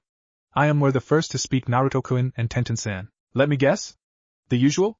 She asked with a smile. Both nodded. You bet, Nei-san. The old ramen stand owner chuckled deeply. Coming right up, both of them turned to continue making the noodles and soup. While they were waiting for the ramen, Naruto turned towards. By the way, you never told what your mission was about. I got told you were on one from Kaido. Yeah, sorry about that. I tried to find you, but obviously couldn't, and we had to go fast. My sensei is rather eccentric, and he makes everything into a competition, she said, dropping her head at the end. Guy was a good sensei and all, but she could use a holiday from all the craziness. No worries. Now, what was your mission about? There had been some bandit raids on some small villagers down by the border to Kawa no Kuni, so the villagers had hired us to track them down and take care of them. Tenten told Naruto about the mission, how they had gone from village to village to get information, and to how they tracked down and took care of the bandit groups in the area. In the meantime they had gotten their ramen, and Naruto was on his third. Sounds like you had your work cut out for you, huh? Naruto asked, inhaling some more noodles. Tenten looked at her friend with a smile. She had tried more than once to get Naruto to eat with some manners. She had had some success with Dango, but with noodles, according to Naruto, it was Kami's gift to mankind, and he couldn't get enough of it. Yeah, but I have a good team. I trust them, no matter how weird they can be. Naruto sighed. I wish I had a team like that. Is it still about Sasuke? Yeah. He just doesn't want to work or train together. He says that I would drag him down. He made quotation marks in the air to what Sasuke had said. I just can't win with that guy. I'm probably one of the people in the village who understand him the most. I never knew my parents. Of course I can't put myself in his place. To have all that love just for it to get taken away. He trailed off. Tenten could see he didn't like to talk about that, so she tried to get the conversation to move on. Then what about that girl? Sakura was her name? Yeah, Sakura.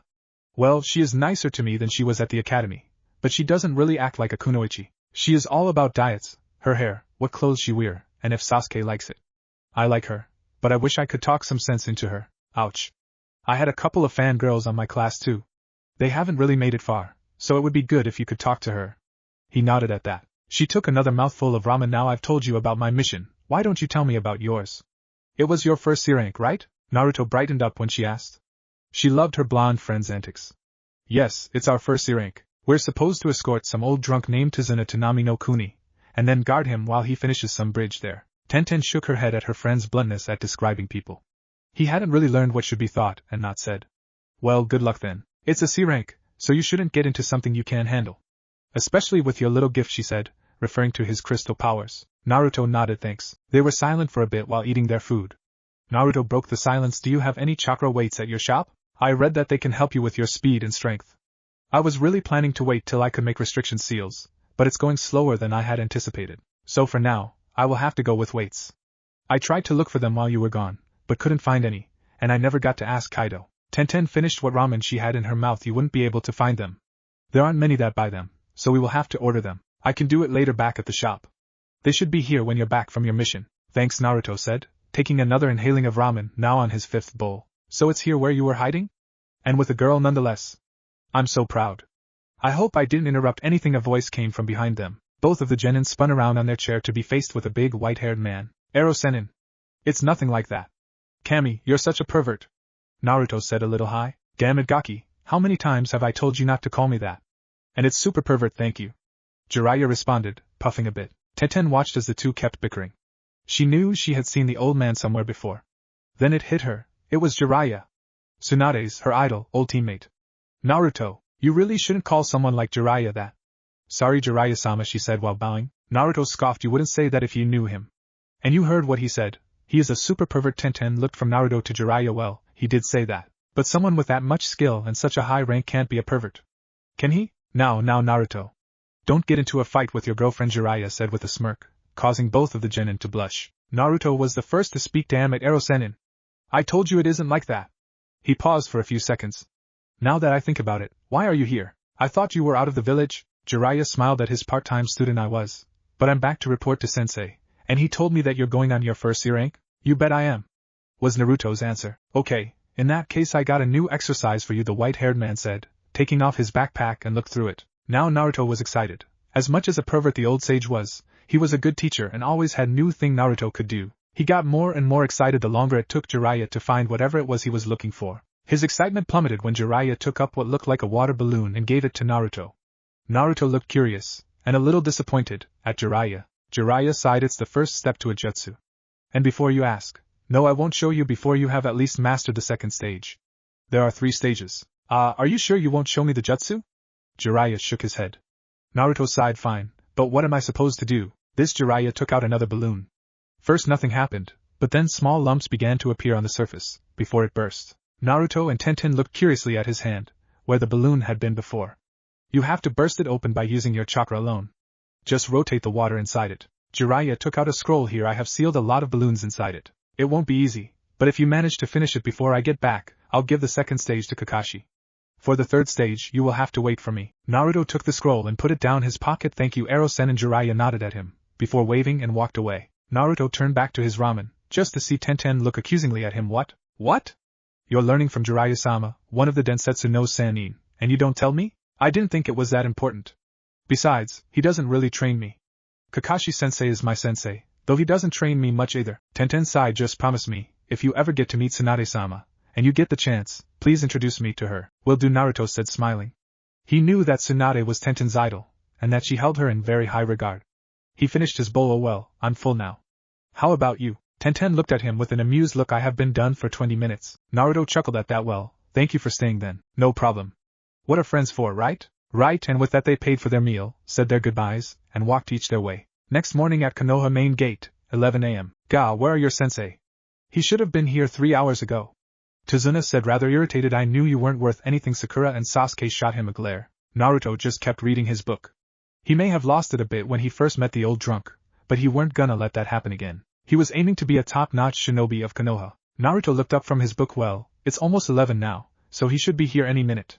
He is always at least 3 hours late. And as if called upon, a puff of smoke appeared in the middle of the road, with Kakashi in the middle of it. You're late, Sakura screeched, making everyone else wince at the volume of her voice. Sorry. You see, a cat crossed my path, so I had to take another way, and then I saw an old lady trying to get across the street, and I just had to stop to help her over. All the persons present just gave him a look that said, you don't really think you're fooling anyone, do you? Anyway, it seems like we're all here, so, let's get going. Remember all the stuff you have packed. Sasuke scoffed, but picked up his backpack. He took a look at Naruto. He couldn't see any backpack. Dobe, aren't you forgetting something? Naruto was putting his book down in his pocket. No, what should that be? It was Sakura who answered. What about the things you should have packed? Naruto shrugged and held up 2 scrolls. It's in here. Way easier than carrying around a heavy backpack. Kakashi raised an eyebrow. He had seen that Naruto was reading Fuinjutsu books, but he didn't think he was this far in it. He stopped Sakura and Sasuke from digging more into it. Okay, it seems you all have your stuff, so let's get going. With that, Tazuna and Team 7 walked out the gate, making their way to Nami no Kuni. Team 7 was walking down a road in the middle of the forest surrounding Konoha. They had only left said village a few hours ago, and had some days of journey ahead of them. Tazuna was walking in the middle of the group, with Kakashi walking behind the rest, pretending to read his little orange book while giggling perversely, to complete the illusion. He didn't think much was going to happen on this mission, maybe a few thugs, 1 or 2 bandits, but nothing his team couldn't handle. But he knew he had to keep an eye out. He was responsible for the safety of his team, and he wouldn't let anything happen to them, even if it meant giving his own life in the process. In the front, Sasuke was walking, with Sakura trying to get his attention by trying to start a conversation, but she wasn't very successful. All she got in return was scoffs, and if she were lucky, a couple of HN from didn't matter that much to her. She just kept telling Sasuke of her life, all the things she wanted for the future, and so on. Naruto was walking on the right side of Tazuna, while enjoying the day. He was working on the water balloon that Jiraiya gave him, but he hadn't had much luck. So far it would only bent one way, nothing what Jiraiya's balloon had looked like. But he kept trying. He looked over at Sakura and Sasuke. Now she even let her fangirlish tendencies disrupt missions. She is supposed to walk on Tsunade's left side to guard him. I guess it doesn't matter much right now. This is only a C rank, but I really got to figure a way to get into her head that she got to start taking being a kunoichi serious. If not, she could be killed, or one of us could try to protect her. Eventually she ran out of things to talk to Sasuke about, and turned towards Tazuna. Tazuna-san, can I ask you about something? Tazuna looked at the little pink-haired girl. What is it? You're from Nami no Kuni, right? She asked curiously. What about it? He asked, just a little irritated. Tazuna was an old man, and he wasn't known for his patience. I was just wondering why you didn't use ninja from your own country. Don't you have a village there? It was Kakashi who answered. No, there are no ninja in Nami no Kuni. Some countries are too small, too poor, or simply don't want or need a ninja village. For Nami it's the latter. It's remote and isn't influenced or influencing easily by other countries, so there is no need for a ninja village. If a small country, like Nami, needs help from shinobi, they get it from a village from another country, like Konoha. Tazuna nodded. You're quite right, and left it at that. After that they walked in silence, only interrupted by Sakura trying to get Sasuke to talk again from time to time. They continued like that for a few more hours. They were almost out of the forest, when Naruto noticed something. It was a little pool of water in the middle of the road. He frowned. That's odd. It hasn't rained for over 2 weeks. In fact, it has been quite the opposite. There hasn't been more than a few clouds on the heaven, and it's been baking hot. And yet, here in the middle of the road, in a month where the sun has been high in the sky, there is a water puddle. He thought for a few seconds, trying to figure out how it could be. Could it be? He looked back at Kakashi, who subtly nodded without taking his eyes off his book. They continued forward. They passed the puddle without either of Sakura or Sasuke noticing the oddity. When they had passed it by a few meters, it quietly morphed into 2 persons. Kakashi and Naruto had noticed it, but didn't show. Quickly, one of the persons threw the other, retracting the kunai chain that was connecting the two through gauntlets. They quickly wrapped Kakashi in it, before stopping on each side of him. The rest of the group turned around. Tazuna, Sasuke and Sakura looked shocked, while Naruto acted like it, but in reality he knew that Kakashi had a plan. Naruto took a closer look at the 2 now obvious shinobi, and saw their Hitaitsu Kirigakure. What are Kirinin doing here? The 2 Kirinin retracted the kunai chain, slicing what appeared to be Kakashi in half. First one down, the one on the left said. They quickly disappeared in a blur of speed, only to reappear behind Naruto. Second one, their chain began to extend out, trying to wrap itself around Naruto. He wouldn't have any of that. He stomped in the ground, making a small wall of crystal appear between him and the Kirinins. They were stunned, and before they could react, a shuriken followed by a kunai impaled their chain on a tree behind them. Sasuke was up in the air going through some hand signs.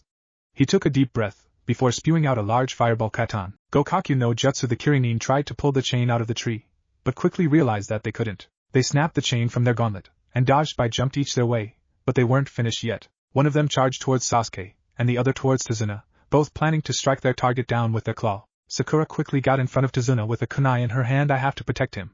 He is our charge. But how? How can I do this? She trembled lightly. Stay back, Tazuna-san. Naruto saw this. He wasn't concerned about Sasuke. As much as an ass he was, he could take care of himself. But it was another story with Sakura. This was exactly what he had feared might happen. He saw the Kirinin get closer and closer to the pink-haired kunoichi, and knew he had to do something fast. Quickly he went through hand signs and slapped his hand down on the ground. Shoton, Suisho no Hashira. Before the shinobi from Kiri could react, he was shot 7 meters into the air by a crystal pillar that had appeared under him. He narrowed his eyes when he looked down and saw the blonde ninja holding his hand palm on the ground. Naruto smirked. Your battle is with me. Naruto quickly glanced over at Sasuke before his own battle started. He was doing okay as far as he could see. He were dodging most attacks, and quickly japing to counter. He looked back at his own opponent who was jumping down from the pillar. He looked at Sakura. His eyes were full of fear. He nodded at her with a smile. It seemed to help a little, as she tried to smile and nodded back at him. Naruto jumped back to dodge the claw that was slashing at him from above. The Kirinin was glaring at him. Naruto just smirked. Now, you can't expect me to nicely stay in one place. That would just be too easy now, wouldn't it? He only got a growl in response. The Kirinin began slashing at Naruto, who dodged it each and every time. Naruto jumped back after 30 seconds of that and laughed a bit. You will have to do better than that. Sasuke heard Naruto laugh, and looked over to see how easily he was handling his opponent. It angered him. Trying to show me up, are you dope?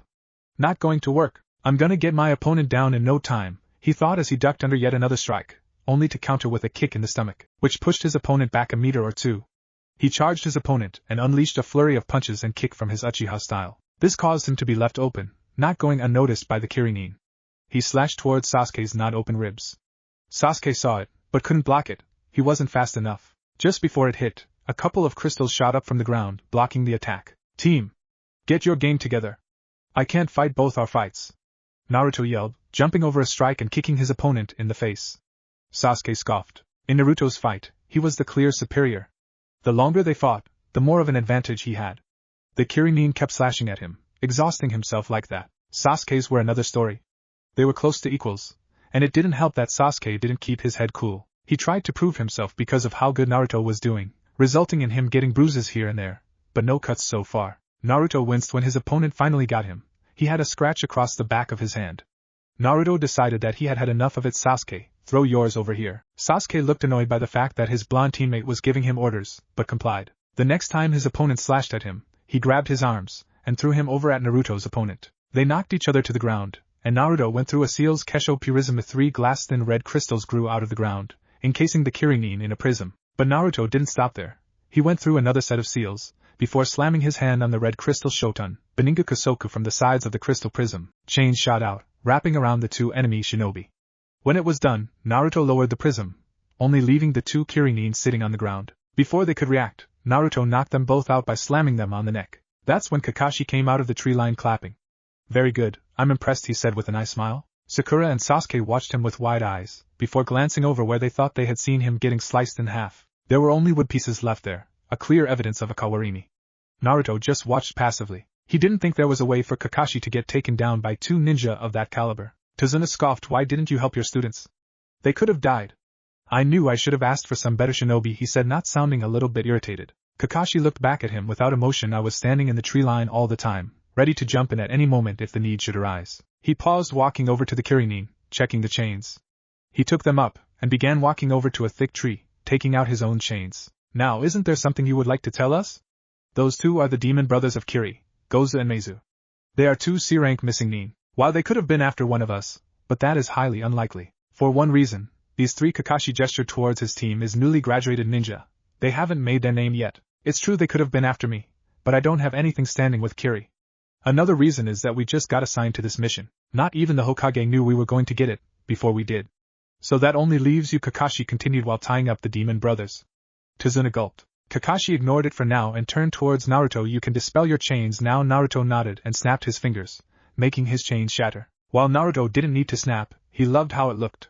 But to give him some credit, he was still a 12-year-old, ninja or not. Kakashi saw the cut at Naruto's hand. Naruto, their blades are poisoned, don't move too much, or the poison will spread. Kakashi turned towards Tazuna. I'll ask you more directly. Are there any reasons for 2 missing nin to be after you? Because we haven't heard anything about you being targeted by missing nins. Your request was to protect you from armed groups like thugs or robbers. This is a mission that's above C rank, possibly B rank, borderline A rank. Our mission was to support and guard you until you completed the bridge. If ninja are our enemy, this mission would have been an expensive B or A rank. It looks like you have your reasons, but it only troubles us if you lie in your request details. This, he gestured to the demon brothers, wasn't a part of the mission. That's when Sakura spoke up. This mission is out of our league. We may have been able to defeat these, but they couldn't have been more than high genin to low chunin level skill-wise. If whoever is after you sends stronger shinobi, we will be in trouble. Let's quit. We also need anesthesia to take out the poisoned blood out of Naruto. We need to go back to the village and see a doctor.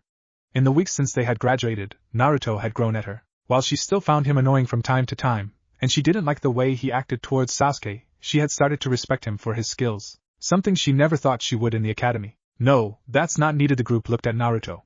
Naruto looked at Sakura. Can I borrow a kunai, please? She was weary, not knowing what he was going to do, but lent him one. As soon as he had it in his hand, he quickly stabbed the back of his hand, forcing a lot of blood out. Sakura gasped. What are you doing, Baka? Naruto shrugged. The mission is still on. Naruto, it's nice that you took out the poison blood and all, but you're going to die from loss of blood if any more comes out, Kakashi said with a carefree voice. Naruto just laughed at the comment as if that could happen. He knew of the Kyuubi's regenerative abilities that he had gotten. He dried off the blood from the kunai and handed it to Sakura. Thanks for lending it to me. He then went on to drying off his hand in the grass, before continuing walking down the path. Kakashi soon followed, with the rest of the group close behind. He watched the hand, and could see it was already healing, so that's what he meant. It must be the Kyuubi's power.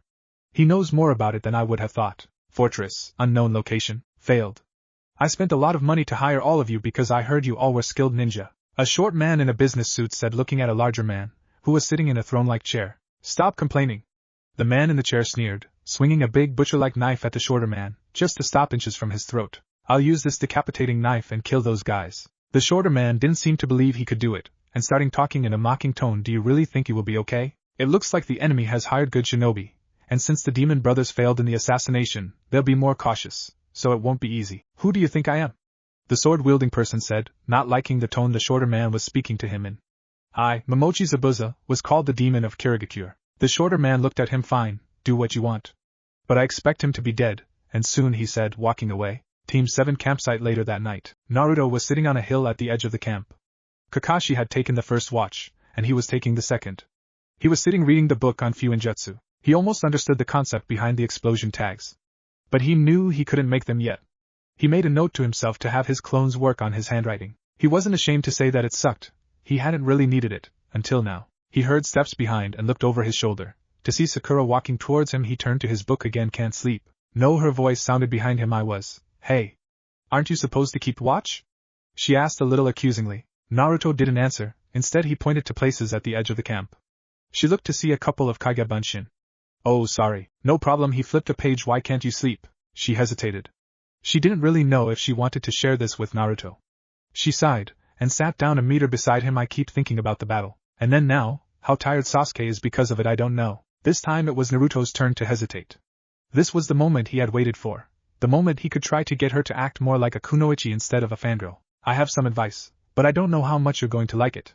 She just looked at him, as he continued. You need to get it together. We're shinobi now. We aren't just students. If it had been only you today, Tazuna, and you would have been killed. Sakura frowned. She didn't like it, but he was true. What would you have me do then? Stop being a fangirl, was the response. I'm not a fangirl. Naruto looked up from his book and gave her a look that said, are you kidding me?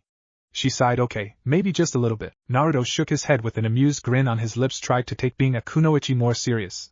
Don't go on diet. You need the energy the food gives you. If you train without it, you will just become skinny.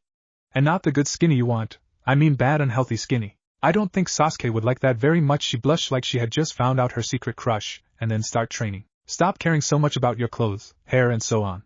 Start focusing on training more. He paused, and for the record, it may even help your chances with Sasuke. It hurt a bit to say that to the girl he had a crush on. Sasuke is attracted to power. So if you become a powerful kunoichi, you may even get him. Sakura nodded. She didn't like everything that was said. She needed to think about it. She rose and started walking back to her tent, but stopped and turned halfway around. Thank you, Naruto. Naruto just lifted his hand and half waved without looking up from his book, as to say no problem. She walked to her tent, and tried to get some sleep before her watch was coming up. However, her thoughts lingered some, especially on the new attitude of their blonde teammate. He changed so much since the academy, and ever since learning he has a Kekai Genkai, he has been more responsible. He still acts only a little goofy, but he does not even ask me out on dates anymore. For whatever reason, she felt a ping in her heart from that. He still calls her Sakura-chan, but overall he has acted much more appropriate to her, yet something still mewed at her. I really like this Naruto, but kind of missed the old one. Early next morning, Team 7 and Tazuna were sailed in a little boat in the thick morning mist. They were sailing from the mainland to the largest island of Nami no Kuni. The boat didn't even have a motor. It was propelled forward by a guy who was slowly paddling, trying to make as little noise as possible. The mist is so thick. I can't see anything in it, Sakura stated. No one answered her right away, but Tazuna broke the silence. We should be able to see the bridge soon. If we sail alongside the bridge, we should be in Nami no Kuni soon, the paddling guy said. And as if on command, the bridge appeared out of the mist. The genin were stunned. It was huge. They had never seen anything like it. Wow, that's unbelievable, Naruto said a little highly, while the other genin nodded in agreement. The paddling guy didn't like it. Hey, be quiet. We're using this boat and hiding in the mist. That's why I'm rowing instead of using an engine. In other words, if we get caught, we'll be in serious trouble. Sorry, Naruto said lowly. Kakashi was looking at the old bridge builder. Tazuna-san, before the boat gets to the pier, there's something I need to ask you. Tazuna looked like he knew what was coming. Who are the people who are after you, and why are they after you? That, or we call the mission when you get ashore, and return to Konoha. All the eyes of the Konoha shinobi were on Tazuna. It looked like I have to tell you the real story.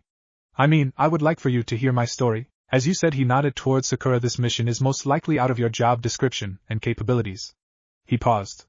No one was commenting, just looking at him intensely. An extremely terrible man is after my life. Who is it? Sakura asked. You should have all at least heard of the name marine transportation billionaire Gato. That surprised Kakashi. Gato? The one from the Gato company? He's one of the richest men on the elemental continent. Tazuna nodded. Yeah, he is the president of the Gato company on the outside.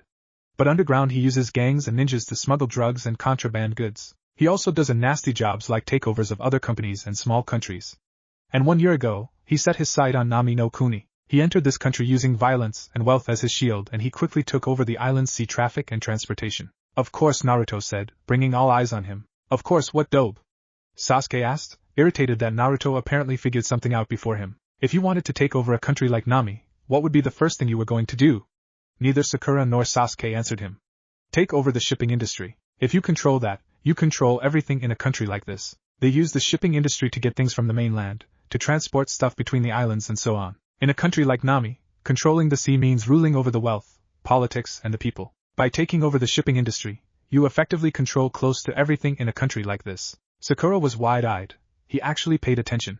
I thought he slept through the studies? You're quite right. Tazuna nodded in agreement, and the one thing Gato fears is the completion of my bridge, which has been under construction for quite some time. Sakura seemed to be thinking I see so you, as the one building the bridge, became an obstacle to him. Then those ninjas were sent by Gato, Sasuke concluded. Kakashi turned back to look at Tazuna, but what I don't understand is this. He's a dangerous man that uses shinobi. Why did you hide that fact when you came to us? It wasn't him that answered, but Naruto, isn't it obvious, Kakashi-sensei? Kakashi looked questioning at Naruto. Gato has taken over the economy of this place, so the people here can't have much money to begin with. And then add the fact that they are building the bridge, they have even less. I'm guessing they didn't have enough money to pay for a higher ranking mission. But if you asked me, Sandaime Jiji would probably have made a deal with you guys, though you wouldn't know that. You're right again. Nami no Kuni is a really poor country. Even the feudal lord doesn't have much money. We don't have the money to request for an expensive B rank or above mission. If you quit your mission after I land, I'll be killed for sure while I go home. He paused, but there's no need for you to blame yourselves. Only my cute 8-year-old grandson will cry and cry and cry some more. Naruto got a feeling he knew where this was going, and my daughter will hold a grudge against Konoha and its shinobi and live a lonely life. He paused again, looking around at the sweat-dropped faces of the Konohanin. But it's not your fault. Kakashi seemed to be thinking for a second. I guess it can't be helped then. We will continue to escort you. That's good to hear. It hadn't been much longer after that conversation before they had seen shore. Now they were walking down one of the many paths in Nami no Kuni to Tazuna's home. Team 7 was on guard. Now that they knew what they were up, knew that Gato probably would send stronger shinobi next time. They were walking cautiously down one of the many roads in wave. They were surrounding Tazuna, Kakashi taking the rear, Naruto taking the front, and Sasuke and Sakura taking the flanks. Suddenly Naruto conjured a couple of shuriken, and threw them into some bushes. The rest of the team stopped in their tracks, holding their kunai in defensive positions. They kept their guard up. Then Naruto blinked a few times. Sorry, I thought I heard something over there. You're such a dope, Sasuke said, putting his kunai down his kunai holder again. Kakashi nodded at Naruto before heading over to moved it away, finding a dead white-furred bunny. Kakashi frowned. That's a snow rabbit. But what's with the color of its fur? They only have white fur during winter, when the days are short.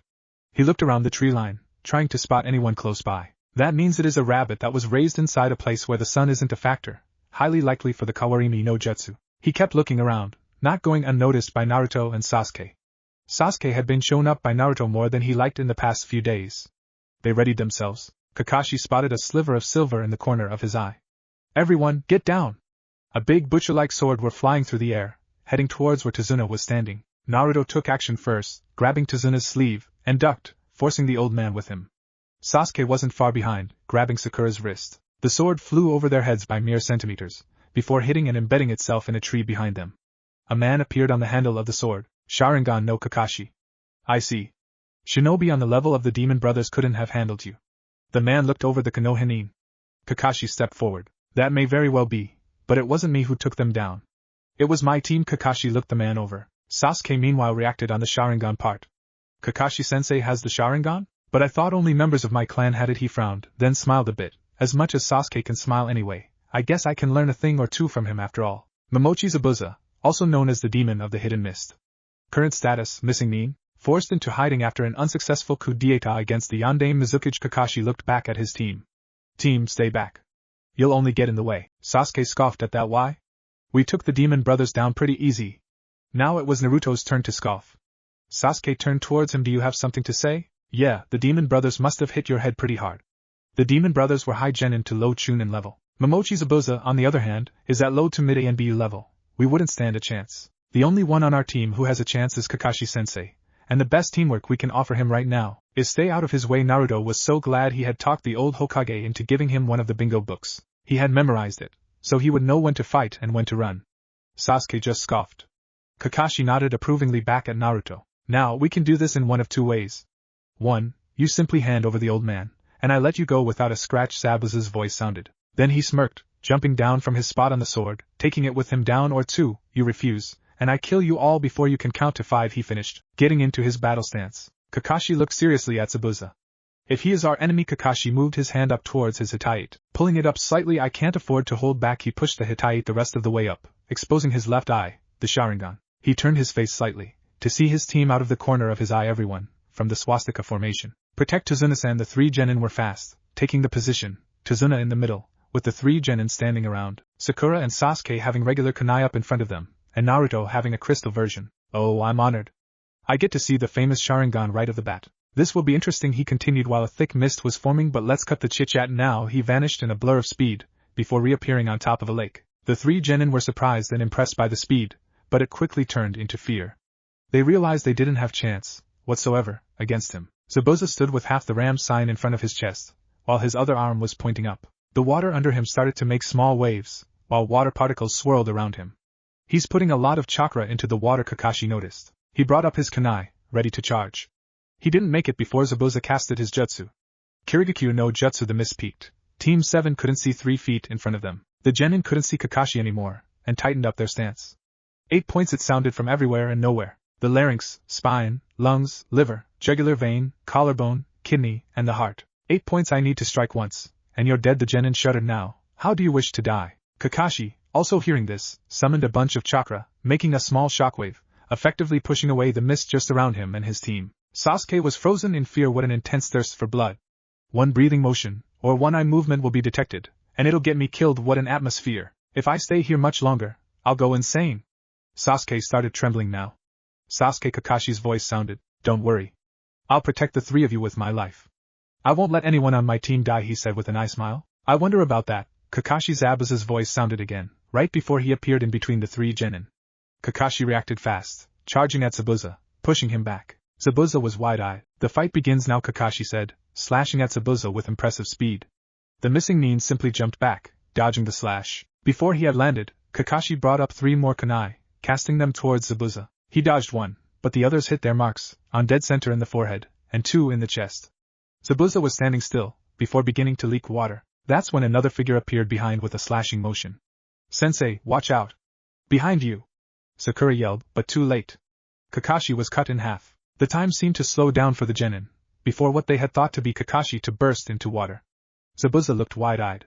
He copied my jutsu. I didn't even see him make the hand signs. Kakashi appeared behind Zabuza, holding up a kunai close to his throat.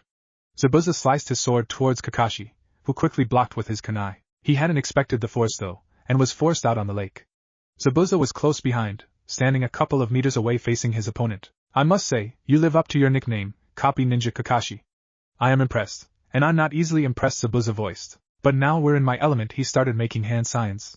Kakashi did the same signs at the exact same moment. When they were through with the signs, both of them yelled Shoton, Suryudan no Jutsu. 2 great dragons shaped out of water morphed out of the waters, heading for the other. They collided with great force that caused a shockwave. The 2 jounin guarded themselves. Zabuza looked in shock at his opponent. How did he do that? He didn't simply copy my jutsu. He used it the exact same time. Could he be reading my mind? It came from Kakashi. Zabuza looked even more shocked than more, but quickly reined it in. I don't know what you did, but it ends here. Zabuza charged again, closing in, forcing the 2 shinobi to use taijutsu. Zabuza sliced at his opponent, but Kakashi blocked with his kunai. Zabuza frowned, putting more force into it. He won the struggle, forcing Kakashi underwater. Kakashi quickly swam to the surface again. What the matter with this water?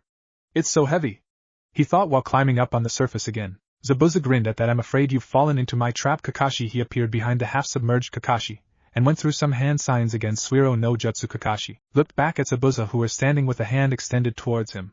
Shit! The water quickly formed a sphere around him and Zabuza's hand. I thought I could use the water as cover, but it turned out to be a mistake on my part, Kakashi thought, while trying to think of a way to get out of the water prison. Zabuza laughed. I told you this was my element.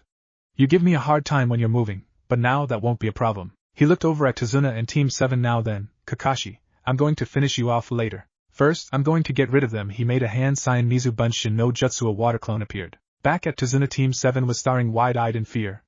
Kakashi had been captured. They were all trying to figure a way out of this mess. They knew they couldn't handle an ANBU level ninja. Their only chance was to find a way to release Kakashi from the water prison. Naruto leaned towards Sasuke, tried to distract him. I have a plan that may work. Sasuke stared back at his teammate for a moment, before nodding. Sasuke faced the water clone again. He began casting a barrage of kunai and shuriken, but to no avail.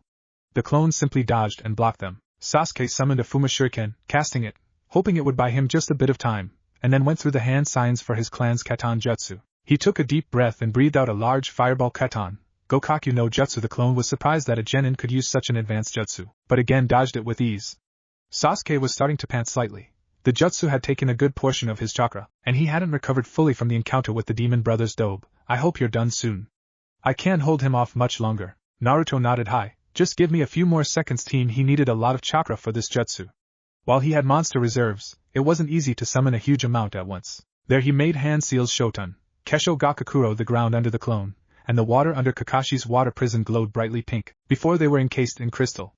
Naruto concentrated and made the ram seal Funsai. The clone shattered into 1,000 pieces, and so did the prison, leaving Kakashi free, who jumped back to get clear of Zabuza's range. He was impressed with Naruto. He guessed it wasn't easy to crystallize some, but not all, of something like his water prison. Zabuza was shocked. He looked over at the blonde genin, who were looking intensely back at him. He turned to Kakashi and asked a simple question: how? Kakashi looked at Zabuza, and quickly glanced over at Shino, before making eye contact again. The blonde genin on team. He passes Shoton. A look of surprise spread across Zabuza's face. Shoton. I haven't even heard about it before now. He looked at Naruto again. Kakashi then turned serious once again. But now, this really must end. Zabuza began making hand signs, Kakashi following. Just before Zabuza was done, Kakashi cried Suiton, Daibakufu no Jutsu. Zabuza was wide-eyed this time. He didn't do it at the same time as me. He did it before me. Water began encircling around Kakashi, before shooting towards Zabuza. There was too much to be able to dodge. He was slammed away by the great mass of water. It slammed him through multiple trees, before pinning him to one. Before he could look around, 3 kunai flew towards him, impaling him in different spots. Kakashi jumped and stood on a branch of the tree, while the water resided. Zabuza was panting heavily now. The water had really roughed him up. He looked down on the ground. Can you see the future? He asked Kakashi. Said person looked down at him. Yeah. And I tell you what I can see. He brought up another kunai. You're going to die. He jumped down, and was just about to strike, when his senses told him to jump away. He did so, only to see 3 saban needles hitting Zabuza in the neck. His eyes rolled back in the head, and his body fell to the ground lifeless. Kakashi and Team 7 were stunned. They looked back to where the saban needles had come from. They saw a boy, not much older than themselves, standing. He has a mask over his face. It was true. He did die. Kakashi jumped over to where Zabuza's apparent body was, checking for any life signs. He didn't find any. He really is dead. He looked back at boy who had killed his opponent. The boy bowed slightly. Thank you very much. I was looking for a chance to kill Zabuza. That mask, if I remember correctly, you must be a hunter nin from Kirigakure, Kakashi said. The boy stood up straight again. You are well informed. Sharingan Kakashi. He paused for a moment before continuing. Yes. I am a member of the pursuing shinobi unit that hunts missing nin. Kakashi looked analyzing on the hunter nin. Judging from his height and voice, he must not be that older than Sasuke and the others. Yet he is a hunter nin. He looked over him again. He's no ordinary kid. The hunter nin shined over to Zabuza's corpse, taking its arm across his neck, effectively carrying it. Your battle ends here for now. I must go dispose of this corpse. It's a body filled with secrets. If you'll excuse me, he finished, then shined away. Kakashi, looking at where the hunter nin had been, pushed down his Hitite, covering his Sharingan again. He turned towards his team and Tazuna. Our mission hasn't ended yet. We need to escort Tazuna-san to his house. The genin nodded. Tazuna grinned. Sorry about that, everyone. Just rest at my house. The shinobi just sweat dropped at Tazuna's carefree attitude. No more than 2 minutes ago was he close to dying, and there he is standing grinning. Sasuke thought. He sighed deeply. Okay, let's go everyone, Kakashi said, stating to head down the road. He hadn't gone more than a few steps, when he collapsed. His team was besides him quickly with Sakura examining him. He looks okay. I can't be sure though. She turned towards Tazuna. How long is there to your house? Tazuna looked down on Kakashi. It's just up the road. Shouldn't be more than half an hour away by now. Sakura nodded at that. At Tazuna's home, Kakashi's visible eye fluttered open. He was looking up at a wooden ceiling. I used the Sharingan too much. At least we beat Zabuza. Sensei, you're awake. Kakashi rolled his head and looked over at his blonde genin. I'll tell the boss, Naruto said before puffing away in smoke. Kakashi raised his eyebrow. He was a shadow clone, so that's how he's done it. It didn't take long before he could hear footsteps out in the hallway along with Dobe. How can you know he's awake? You have been with us all along, from what sounded like Sasuke. Just trust me on this one, team, Naruto said. Naruto baka. Stop calling Sasuke things like that. It came from Sakura. Then the door slid open. See, I told you he was awake, the blonde genin said with a big smile. Sakura rolled her eyes and made her way over to where Kakashi was laying. It's good to see you're awake again. She paused while she sat down beside him. Sharingan really is amazing, but it puts a lot of strain on the body. I'm not sure if it's good or bad. No, Naruto said while making his way to the other side of the futon. It's because it isn't Kakashi-sensei's Sharingan. Only the members of the Uchiha clan can get it. I'm guessing you had it transplanted, and by what I saw, it was when you were quite young. The other looked at him like he was crazy. While they had slowly started to accept that Naruto actually knew stuff, it was still surprising that he could estimate when Kakashi had his eye transplanted, just by looking at it once. It had also caught Sasuke's attention. Since it was his Kekkei Genkai, the subject was one. Naruto continued. Normally the Sharingan, or the Byakugan for that matter, doesn't take that much chakra or do so much strain on the body. But I'm guessing because it isn't a part of his body, it takes much more. People with Kekkei Genkai are normally born with bodies adapted to it, as the Uchiha clan, who hasn't the biggest chakra reserves, but very precise chakra control. This is so they can control the flow in and out of their eyes more precisely, and better control their Sharingan. Kakashi nodded affirmative on what Naruto said. He is right. It does strain my body much more than it would on any Uchiha. By the way, how long have I been out? While Naruto had talked, Tazuna and Tsunami, Tazuna's daughter, had made his way, and you shouldn't worry about your brats. They carried you here about 2 hours ago. Tazuna paused. Then at least you beat that creepy Kiri shinobi. Or the masked kid did anyway. Sakura turned back to Kakashi. Ano-sensei, who are the hunter nins? Kakashi lay down and closed his eye to rest.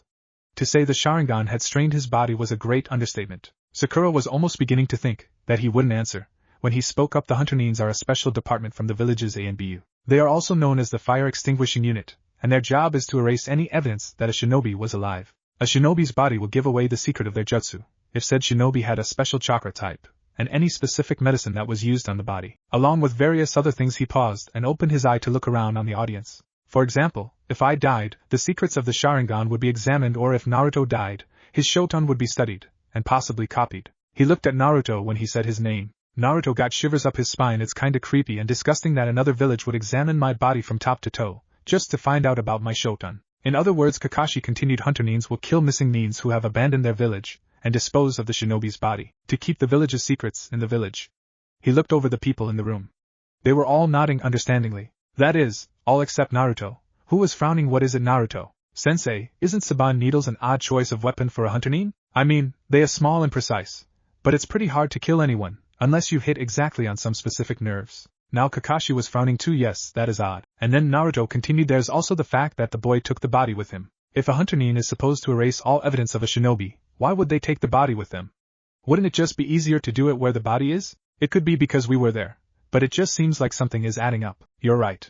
All he had to bring back as proof was Zabuza's head, Kakashi said. Sasuke, who had been silent until now, thought about everything they had been told.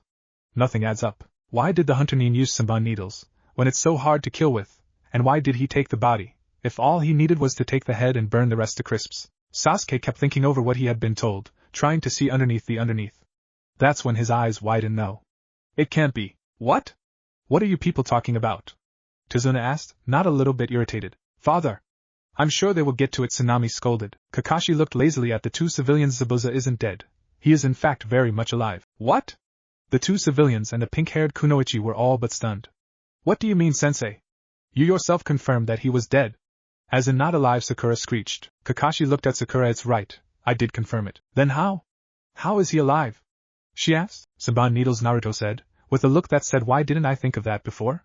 All eyes were on him now. It's because he used Saban needles. As I said, you need to be very precise when you want to make a kill with them. You have to hit the right nerves to kill, but there's also nerves that put you into a stasis which makes you appear dead. You're literally put in a near-death state until someone pulls the needles out. Hunter nin studies the structure of the human body to the extreme, many times more than the average medic. The Cyclops Jounin said that's needed to make the kill fast and precise, and to be able to dispose of all the parts. It would be easy for them to put a person into a near-death state. He breathed deeply. I think it's safe to assume that the hunter nin wasn't who he said he was. First, he took home the apparent corpse of Zabuza, even when it was obvious that the body was much heavier than him.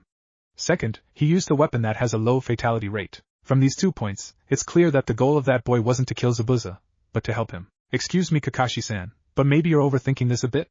Tsunami said with a doubting look on her face. You're quite right. I am overthinking this. But that's a shinobi's job, to look underneath the underneath. The shinobi world is filled with lies and deceptions, so you need to think of every possible result, and expect the worst. It keeps you alive. It's one of things the academy students learns first. It's the iron rule of the shinobi. Sakura looked a little worried. Sensei, how are we supposed to prepare for this? It doesn't really look like you will be able to move for a while. And couldn't Zabuza drop in at any moment? Kakashi shook his head. No, he won't. To be in a near-death state like he was, he won't be able to move completely for about a week.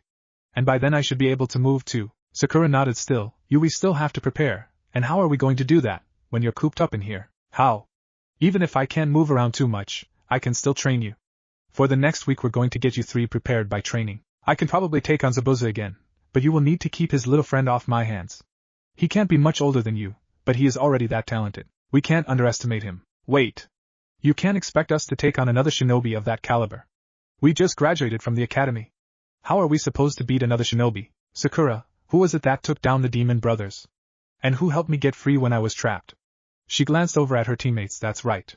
And don't forget yourself. You may not have fought, but you stood your guard to protect our charge.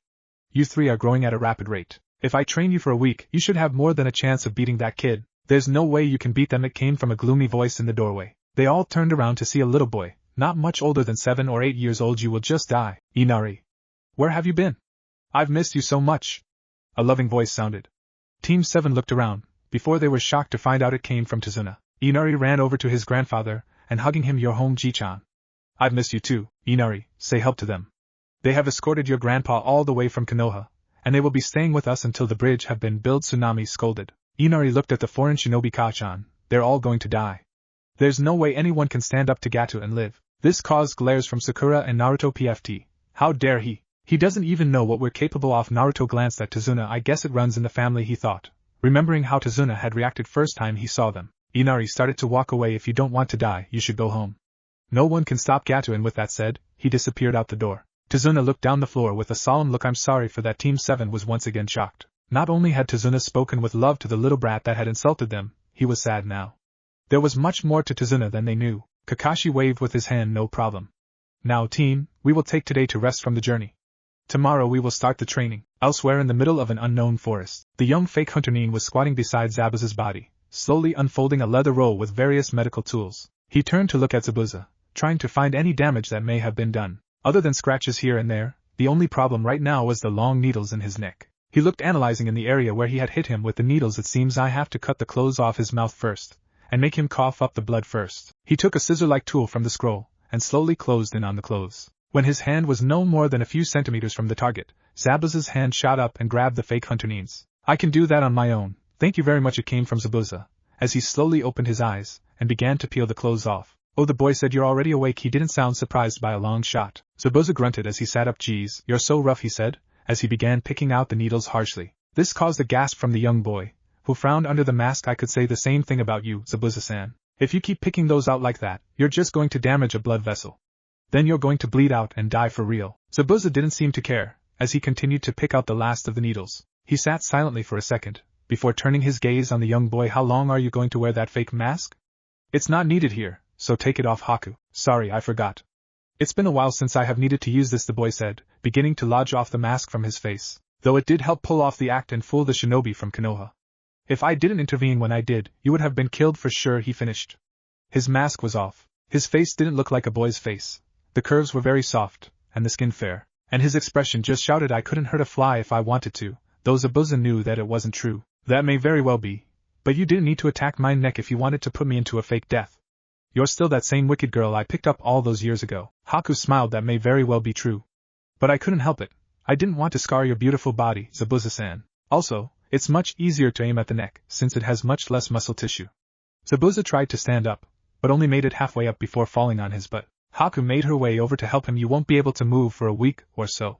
But knowing you, that will not get in your way, Zabuza-san." Zabuza sat still for a few more moments, catching his breath again. "You're pure, clever and not tainted at all." He paused for a moment, looking over at his student. "That's what I like about you." Haku blushed. "Well, I am still a child." She looked over the area, noticing that the fog was lifting. "The fog is lifting. We should probably make our way back." Zabuza nodded affirmative as Haku paused. She turned a concerned look at him. "Will you be okay next time?" Zabuza sighed. "I really don't know. I know I could take the Sharingan on one-on-one, but they also have a Shoton user. We have no idea what he can do. He broke my clone and water prison with only little preparation. Given, I hadn't pumped as much chakra into it as I normally would have." But still he looked at Haku's concerned face. "I need you to train to take him on. I don't think he will be an easy opponent, not even for your Hayaton." Haku nodded. "Anything for you, Zabuza-san." She helped him up, and they started walking towards their hideout to recuperate. Later that night, Tazuna, Tsunami and Team 7 had just eaten dinner, made by Tsunami. Inari hadn't come down. After he had said hello to his grandfather, he had been in his room watching the ocean. According to Tsunami, Naruto leaned back and patted on his stomach. "Ah, that was really something. Not as good as Ichiraku's ramen, but good nonetheless," he said with a pleased smile on his lips. Thank you, I guess Sanami said. You should, Sakura said, taking another bite of the fish. He rarely compares anything to ramen, not to mention Ichiraku's ramen. While they had been a team, Sakura had learned a thing or two about Naruto. He was a trainaholic, he actually had a head on his shoulders, and he loved ramen. On more than one occasion had he called it Kami's gift to man. I'm honored then, Sanami said with a blush. Naruto stretched his body and yawned loudly. Well, I think I'm going to hit the rack.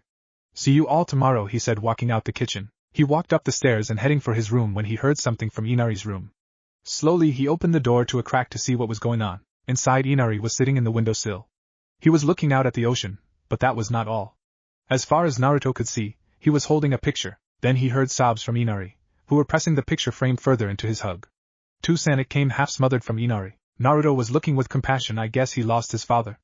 And I'll bet a year's supply of ramen that it was Gato who killed him. Naruto closed the door quietly, making sure Inari didn't hear him, and made his way to his room. The next morning, the 3 genin of Team 7 were standing in front of their sensei, which had climbed out of bed with crutches this morning. They were standing in a forest clearing not long from Tazuna's house. Tazuna had agreed to wait with continuing the bridge till the next day, so Kakashi could get his team started on the training regime. Kakashi looked over his team.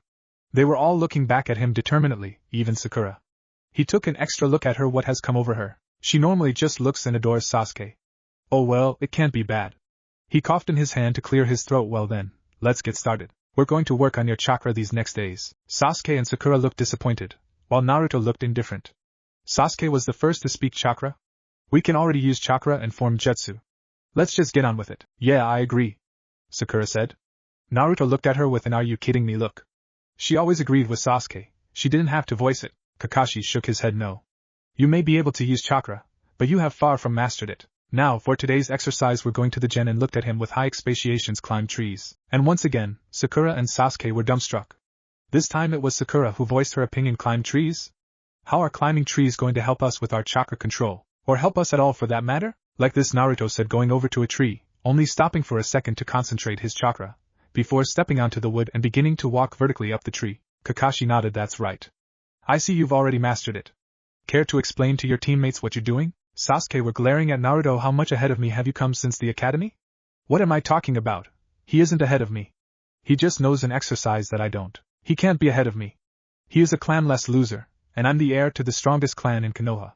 Yeah, that's right. Naruto shrugged. It's pretty easy when you get the hang of it, he said, walking up below a branch, and hang with his head down, proving his point. All you need to do is mold and concentrate your chakra below your feet, creating a suction effect to keep you on the surface you want to climb. But you really should watch out. If you build up too much chakra in your feet, it's just going to blast you off. And if you do the opposite, not building up enough, you won't get the suction's effect, and you will just fall off. Very good, Naruto. As to why this is going to help you in the long run, Sakura, when you fight an opponent, what is one of the most basic skills and ninja uses? Kakashi looked at the pink head. I guess ninjutsu? Sakura answered tentatively. That's right. And what do you need to use ninjutsu? Kakashi continued. Chakra, the girl answered, realization covering her face. Right again.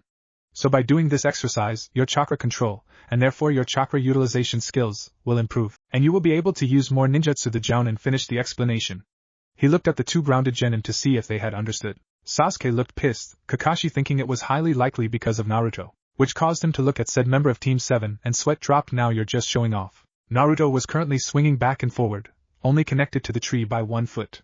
Kakashi cleared his throat, getting the attention. Meh, Naruto, mind coming down now? Naruto grinned, releasing the chakra in his foot, causing him to fall to the ground at high speed. Sakura gasped, but it really wasn't needed. Naruto simply flipped halfway down, landing with a quiet thud on the ground. No problem, he said, still holding the same grin. So does that mean I can go on ahead with my own training? Naruto hadn't had a chance to really train the last few days, for obvious reasons. He wanted to progress that water balloon exercise, and he also had to do practice some in his calligraphy. He had never thought that it would be a big part of his shinobi career to write, at least not until he became the Hokage, other than the mission reports here and there, and he never imagined to take it to such a high level. But if he wanted to get better at Fuinjutsu, he needed to learn to write fast and precise, else all his knowledge about seals would be for nothing. And maybe he could also get started on that water walking exercise. He had wanted to start on that for ages. Who wouldn't want to walk on water? But had waited till he was advanced enough in the tree climbing. Finally, when he was, they had gotten this mission, so he hadn't gotten started yet.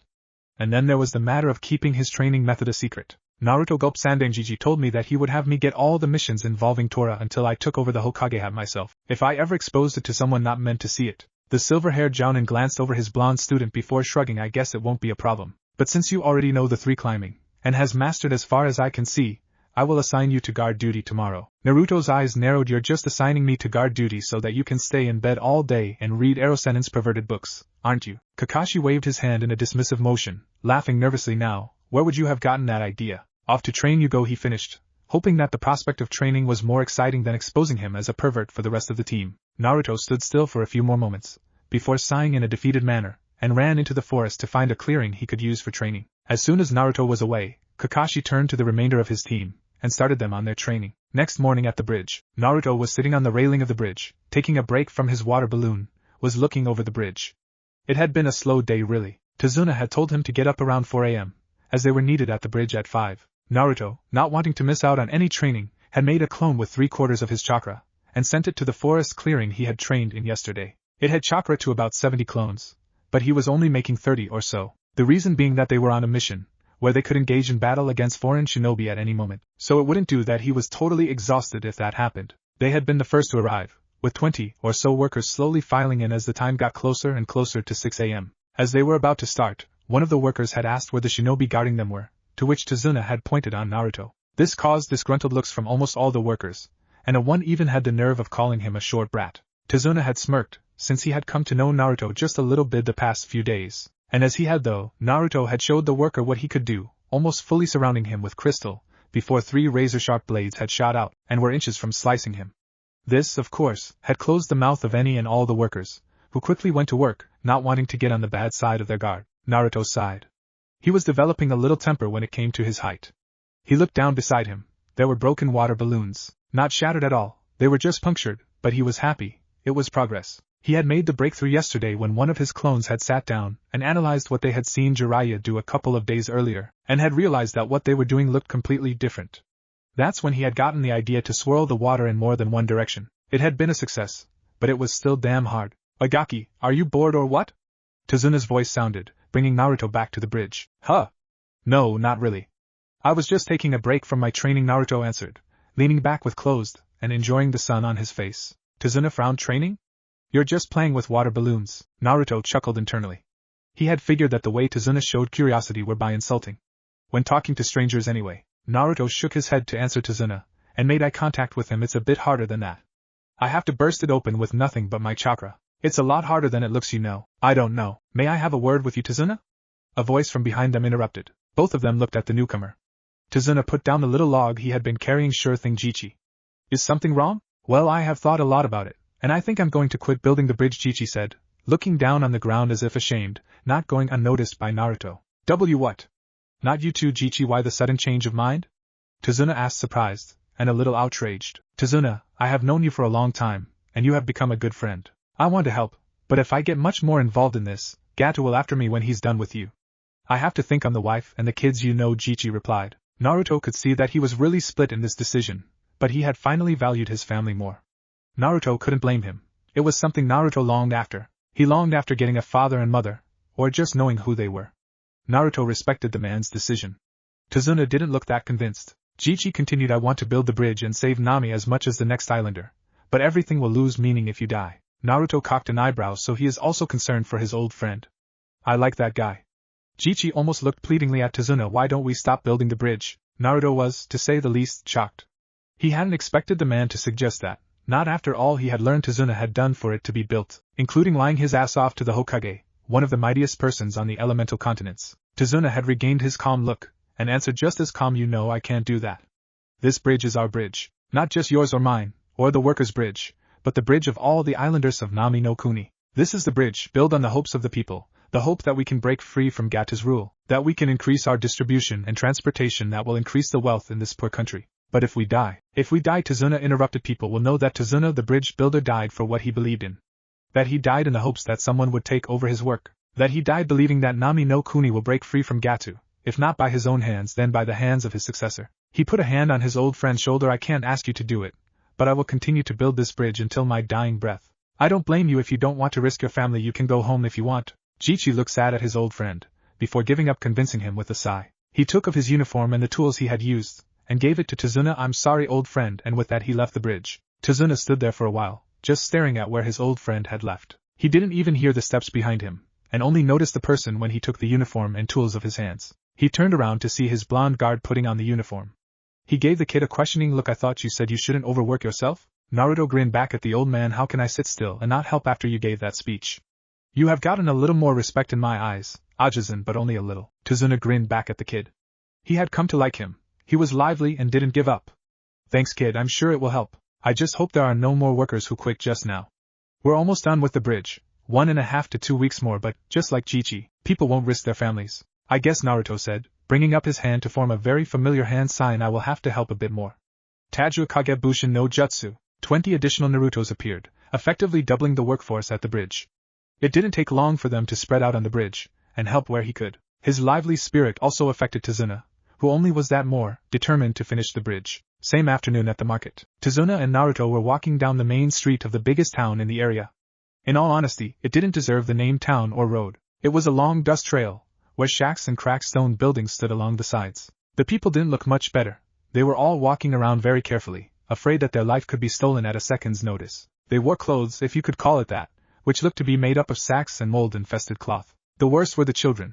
They were at every corner and store opening, begging to just get the tiniest attention and food. It reminded him of the year after he was kicked out of the orphanage, before he had gotten the apartment he was living in now. He shuddered a bit. What is the meaning of this? Tazuna didn't have to look to know what he was talking about. Nami no Kuni have been like this since Gata took over. That man can't be anyone but the devil, Naruto said angrily. I will definitely. Naruto was interrupted when he felt hands go through his ninja bag. Whoever did it had chosen the absolute worst time to do it. Naruto swirled around to see a middle-aged man. As soon as he caught a glimpse of Naruto's eye, he was scared out of his pants, and tried to run away. But Naruto was angry, and he had to take it out on somebody. He grabbed the shirt of the man. You do not steal from me, thief! And threw the man down the street, where he continued skirting, before he was stopped abruptly by a brick wall. Naruto scoffed and continued after Tazuna, who had walked into a store to look for ingredients for tonight's meal. He wasn't happy with what he saw. It was the same as the street and the town. The shelves were close to empty, with only a few foodstuffs scattered here and there, and they didn't look fresh, quite the opposite. Naruto sighed and became only more determined to see that this country was set free from Gatu, and that said man was burned in the deepest pits of hell for what he had done. He continued after Tazuna, who continued out of the store after paying over prices on the scarcely collected wares. They hadn't walked more than a few meters before Naruto felt tucking in his bag again. Not again, he thought as he swirled around, planning to chew out whoever was stupid enough to try and steal from him. He stopped in his tracks as he saw who was standing in front of him, a little girl who couldn't have been more than 8 years old. Please give me, she said, holding her hands out. Naruto blinked a couple of times, before going through his bag and found a few pieces of candy. The girl's eyes lit up with joy. She was just about to run off when Naruto stopped her with a smile, squatting down to her level. Hey, what is your name? The girl blushed slightly. Amaya. Naruto kept smiling. Hey Amaya. My name is Naruto. Want to see something cool? He asked, which in response got a tentatively nod. He closed his hand together, activating his Shoton powers, making it glow slightly out of the cracks. When he opened it, a miniature figure of a puppy was standing on his hands. The girl went wide-eyed. Naruto just kept smiling and handed the figurine to the girl. Here, you take it. It's a lucky charm. As long as you have it, good things will happen to you. Just believe in it. She reached out and took the dog, inspecting it all over. She looked back at the blonde with tears in her eyes. She bowed deeply. Arigato Naruto-nizin, she cried out, before hugging him deeply. Naruto was taken by surprise, but quickly returned the hug. When they were done, she looked at him with big puppy eyes. Will you be back? So you can meet all my friends? I'm sure I will. Just keep an eye out for me, Naruto said with his kind smile on the lips. She nodded, and ran into the crowd, surely to find to show her friends her new toy. That was very kind of you, Tazuna noted. Yeah, they remind me of myself when I was little, Naruto responded, before starting to head out of the town. It piqued Tazuna's curiosity, but he could see he wouldn't get more of an answer for now. Evening at Tazuna's house. When Sasuke and Sakura came back to Tazuna's house that evening, they looked extremely exhausted. Naruto raised an eyebrow. It seems Sakura is actually trying. I'm glad she actually listened to me. Naruto smirked at Sasuke. Worked hard at team? Sasuke scoffed at him, not having the strength to come with a longer answer. Sakura was just about to come to the defense of her beloved Sasuke-kun, when Tsunami's voice sounded from the living room. Dinner is ready. Come and eat. The Konoha genin didn't need any more to be said, as they ran as fast as their bodies could carry them to the dinner table. It wasn't a gourmet meal, but it was not bad either at all. They all took their places, broke off the eating chops itadakimasu, and began eating like wolves, Sakura eating like a fine wolf. After dinner, when they had some tea, Sakura was looking around the kitchen and found a picture hanging on the wall. It showed Inari, Tsunami and Tazuna, and one other person it seemed like. But he was ripped out of it. Ano, why are you hanging a torn picture? It brought all the attention of all the shinobi to the mentioned picture. Inari-kun was watching this during the dinner the entire time. This torn part looks like someone intentionally tore away the person who was there, she continued. It silenced the whole room. Finally Tsunami, who was doing the dishes, spoke up. It's my husband. The shinobi waited for her to continue, not satisfied with the answer, but she didn't. Tazuna spoke up. He was the man known as the hero of this town. He didn't get to say more before Inari left his seat, walking towards the door. Inari, where are you going? Tsunami asked, but he had already left. She walked after him, and when she opened the door, she turned around looking at Tazuna. Father, I told you not to talk about him in front of Inari, she said a little harshly, before she exited the door. Tazuna sighed deeply. Team 7 was watching him closely. He looked around on them all. Inari had a father he wasn't related to. They were very close, like a real father and son. They were a real father and son. He looked back up at the picture, seeing a laughing Inari in the middle. Inari used to laugh a lot back then. But Tazuna began to sob lightly, shocking the shinobi. They had the impression of Tazuna of man who didn't really show any vulnerable feelings. Well, everyone but Naruto, who had learned some about their client on the bridge. Tazuna bit his cries back. He changed after what happened to his father.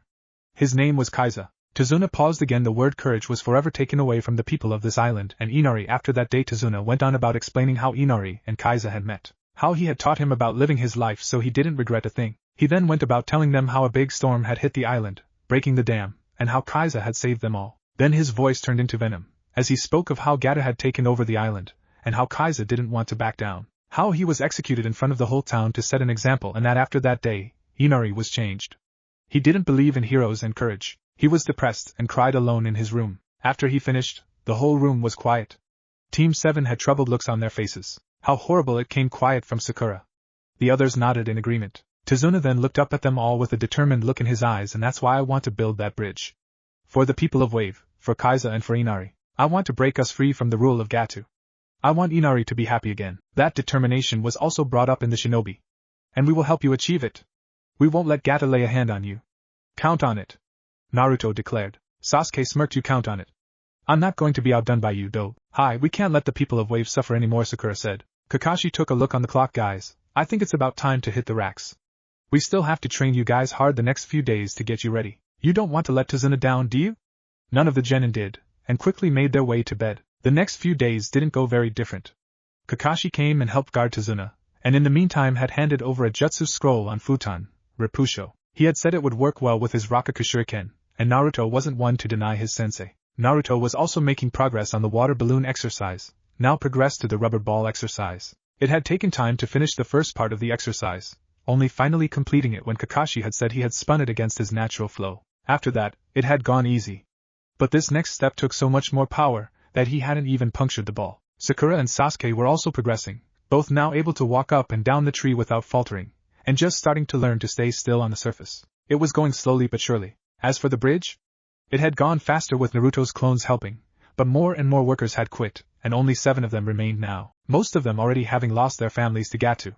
They didn't have anything to lose. Naruto had also been back to see Amaya and her friends, telling them stories, and of course, making more pretty lucky charms as they called them. Naruto was starting to grow attached to the children, especially when they all called him Naruto-Nizan. It was at least one thing he was going to miss in Nami. At Tazuna's house, 2 evenings before Zabuza's return. When they came back that evening, the genin were rather battered up, even Naruto, who had been working hard on the rubber ball, and were delighted when they saw another homemade meal was waiting for them.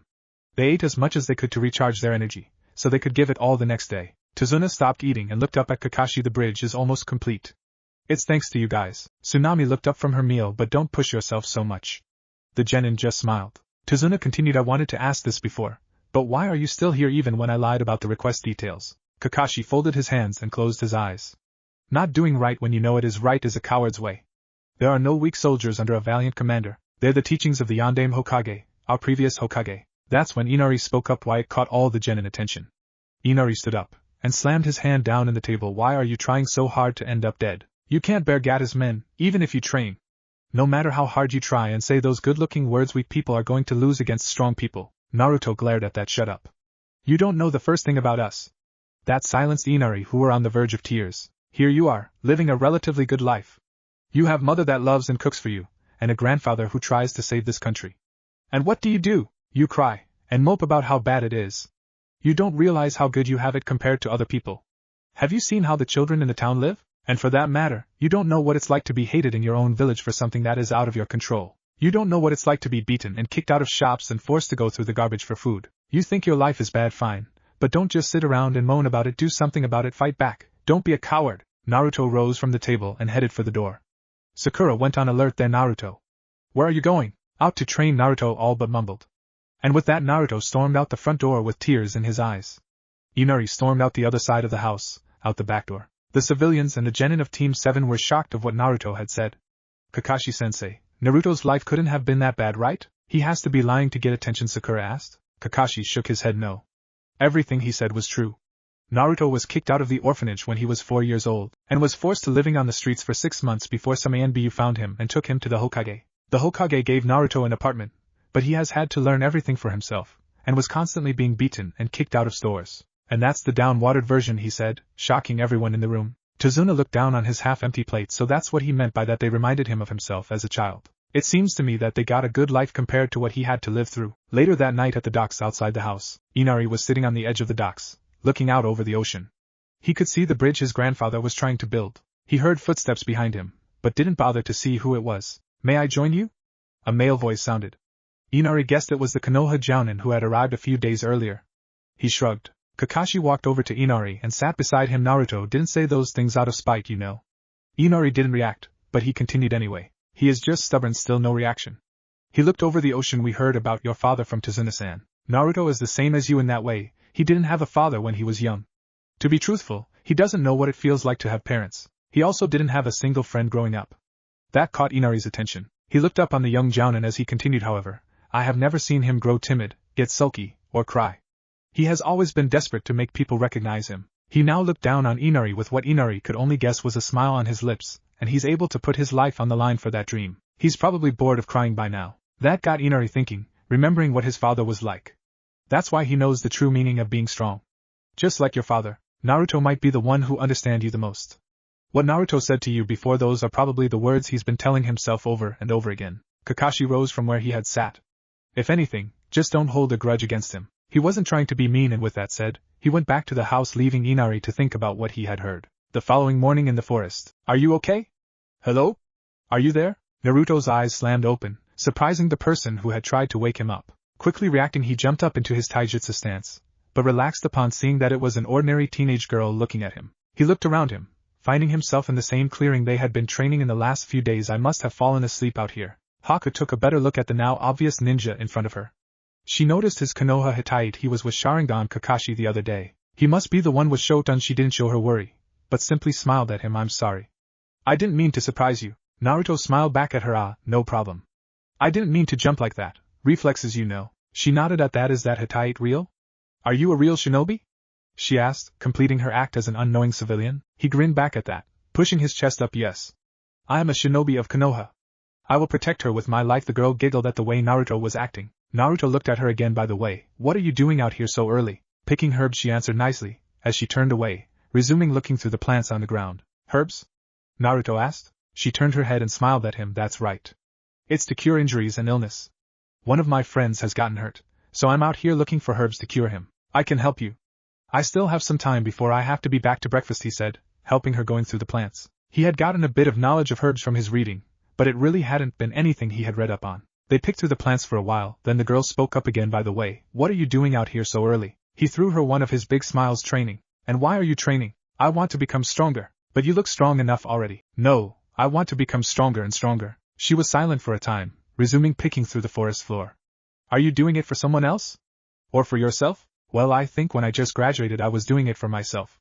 But then Iruka-sensei acknowledged me, and so did Kakashi-sensei, and Sakura-chan, and I guess Sasuke team did too. He paused. I think now I'm doing it just as much for them, as I'm doing it for myself. She looked up at him. That's good. I believe a person is able to become truly strong when they wish to protect someone they cherish. Naruto got a thoughtful look in his eyes. I think you're right. I understand that. She nodded at him.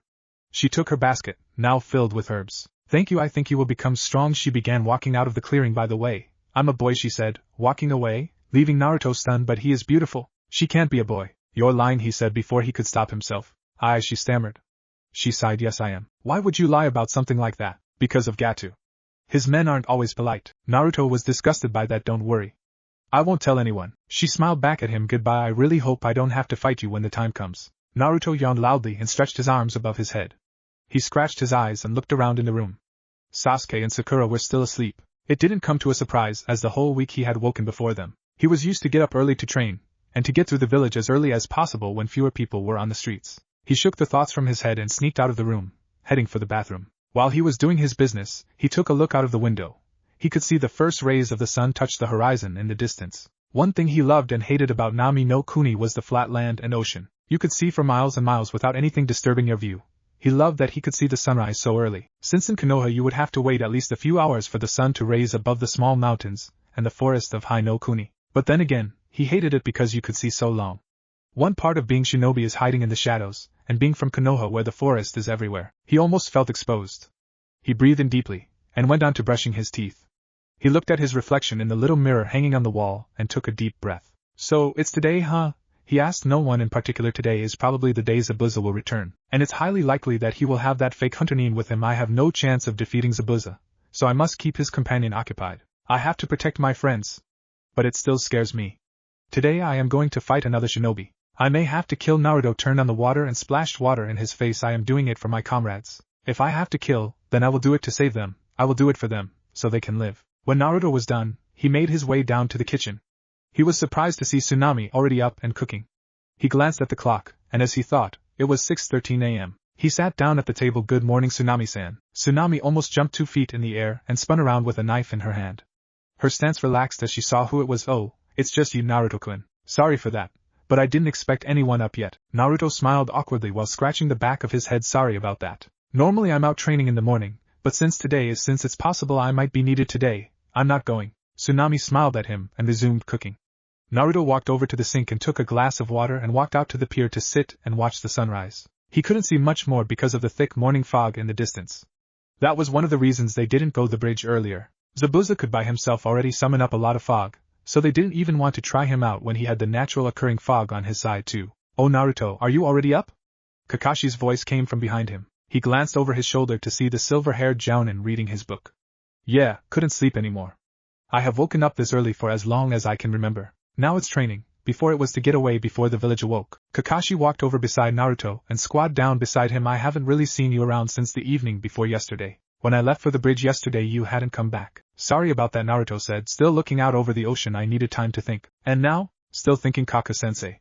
Do you know why he chose me? Kakashi knew what Naruto was asking. Why had the Yondaime chosen him over so many other children? I can't exactly say. Don't worry, Naruto. It was because he was your father. It's not my place to reveal it. He pondered for a few more seconds. Naruto, you bear a burden not many others can understand or even start to comprehend. You have been through much that no child should have been through. But you have survived. I believe the Yondaime chose you for a reason, that he believes in you. You are the Yondaime's legacy. And you live up to his name. As far as I know, you haven't let him down so far, have you? You still keep that beast under control. Naruto nodded. It wasn't yet the final answer, but it would suffice for now. Kakashi rose from beside Naruto. Well, let's get inside. Wouldn't be any good if you got sick. Naruto scoffed. Kaka-sensei, I have never been sick.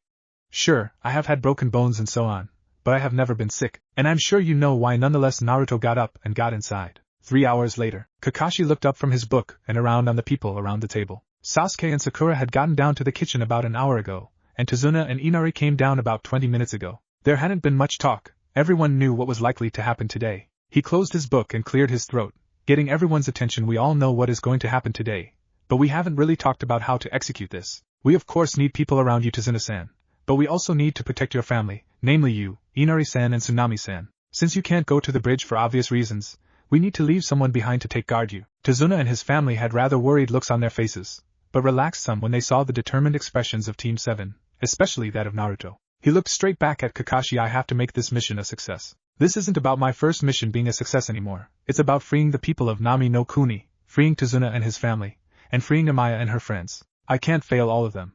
Naruto pondered about what Kakashi had said before speaking up. Kaka-sensei, I think I got an idea. I should stay behind to guard Tsunami-san and Inari. Tazuna nodded, satisfied. He knew that if Naruto was guarding his family, they were in safe hands. The blonde Brad had earned his respect from Tazuna. Kakashi raised an eyebrow. I see. What makes you come to that conclusion? Well, I was thinking that I would stay here with them, and send a Kagebushin with you guys. That way we have a way of communicating with each other. I can keep you updated if anything is to happen here, and you can call for me if it should come to that. Wait, what? All looks turned to Sasuke. Dobe, how are we supposed to keep contact with just the Kagebushin? The blonde genin smirked at his comrade. That's easy.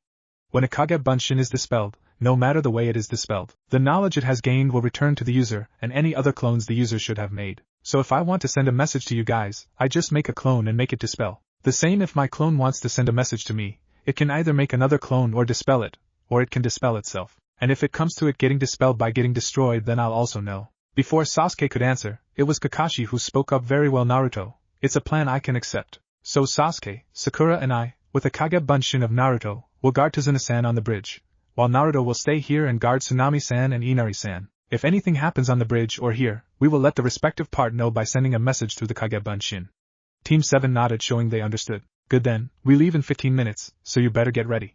We should get to the bridge around 10 a.m. Sasuke and Sakura rose from the table and went upstairs to get their gear ready, while Tazuna seemed to speed up eating. Naruto sat at the kitchen table reading his book on Fuinjutsu. Tsunami was currently washing the dishes from the breakfast, and Inari was sitting beside Naruto looking really bored. Kakashi, Sakura and Sasuke had left with Tazuna some half-hour ago, so they should be at the bridge in 10 to 15 minutes. Naruto didn't let it show, but he was actually worried about them. He would have liked to have gone with them to the bridge, but this was the best way for them to keep contact. And if it came to it, he could be at the bridge in 10 minutes. The only reason it was taking so long with the rest of his team was because they had to go at a civilian pace. If they were going at a normal pace, well, normal for a genin team, they could probably be in Konoha in a day, instead of the 4 days it takes at civilian pace. He was brought out of his attention when Inari spoke. Say, Naruto and Ai-chan, how again can you know if anyone is coming? Naruto didn't know when Inari had started calling him an Ai-chan, but he liked it, the same with the kids in town. He looked up from his book. It's rather simple really. You heard what I said about Kage Bunshin at breakfast, right? Inari nodded. Good, by the way, please keep it a secret. It's one of Konoha's kenjutsus. While none of the other villages can copy it, they can take precaution if they know some of its secrets. Sure thing. I won't tell anybody, Inari said, smiling. Naruto ruffled the boy's hair. Much too, said boy's dismay. Naruto laughed lightly at that. Good then. Anyway, back on topic, I have placed about 20 clones around the house, hidden of course, so if they see anyone who shouldn't be here, they dispel and I will know. That's so cool! Inari exclaimed. Naruto nodded at him before getting back to reading. He heard a sigh from Inari. Can't you do something else? You know, it's rather boring just to wait around. And it's not like I can go outside and play. Naruto smiled again. He remembered himself being that impatient, and wanting stuff to happen all the time. Okay then, Inari. What do you? He stopped mid-sentence when he got a feedback from one of his clones around the house. 2 objects was moving towards the house at a fast pace. The clone hadn't gotten a good look at them. Ni-chan, what's the matter? Inari asked, a little worried. Tsunami had also seen this, and had stopped doing the dishes. Both of you go upstairs and hide. They looked at him without moving now. Naruto said with a voice that said they left no room for argument. Tsunami went over to Inari, took him by the hand, and headed upstairs to hide. When they had disappeared up the stairs, Naruto sat down again and took his book up. It didn't take long for the 2 figures to make it to the house and burst in through the door. Hey, where the hell are they? One voice asked rather loudly. How should I know? There's Kid here. I bet you know where they are, eh? Naruto finally looked up from his book, taking the 2 young men in. There were 2, as he had known. One of them had a blue sweat-like shirt, wore a hood, and had tattoos in his eyes. The other had a bare chest. His right arm had a tattoo going up from his arm to the middle of his chest, and he wore an eye patch on his right eye. Above his left he had a scar.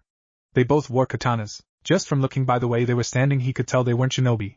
They were simple thugs hired to do the easy work. Do you 2 mind? I'm trying to read here, Naruto said, trying to get them to lose their cool. It worked. What the hell? Who do you think you are, brat? The one wearing a hood yelled. Calm down. Can't you see he is trying to get you to lose your cool? You're quite an idiot, you know, the bare-chested said. What did you say? I'm not. Let's just get this over with. Kid, where is the woman and the child?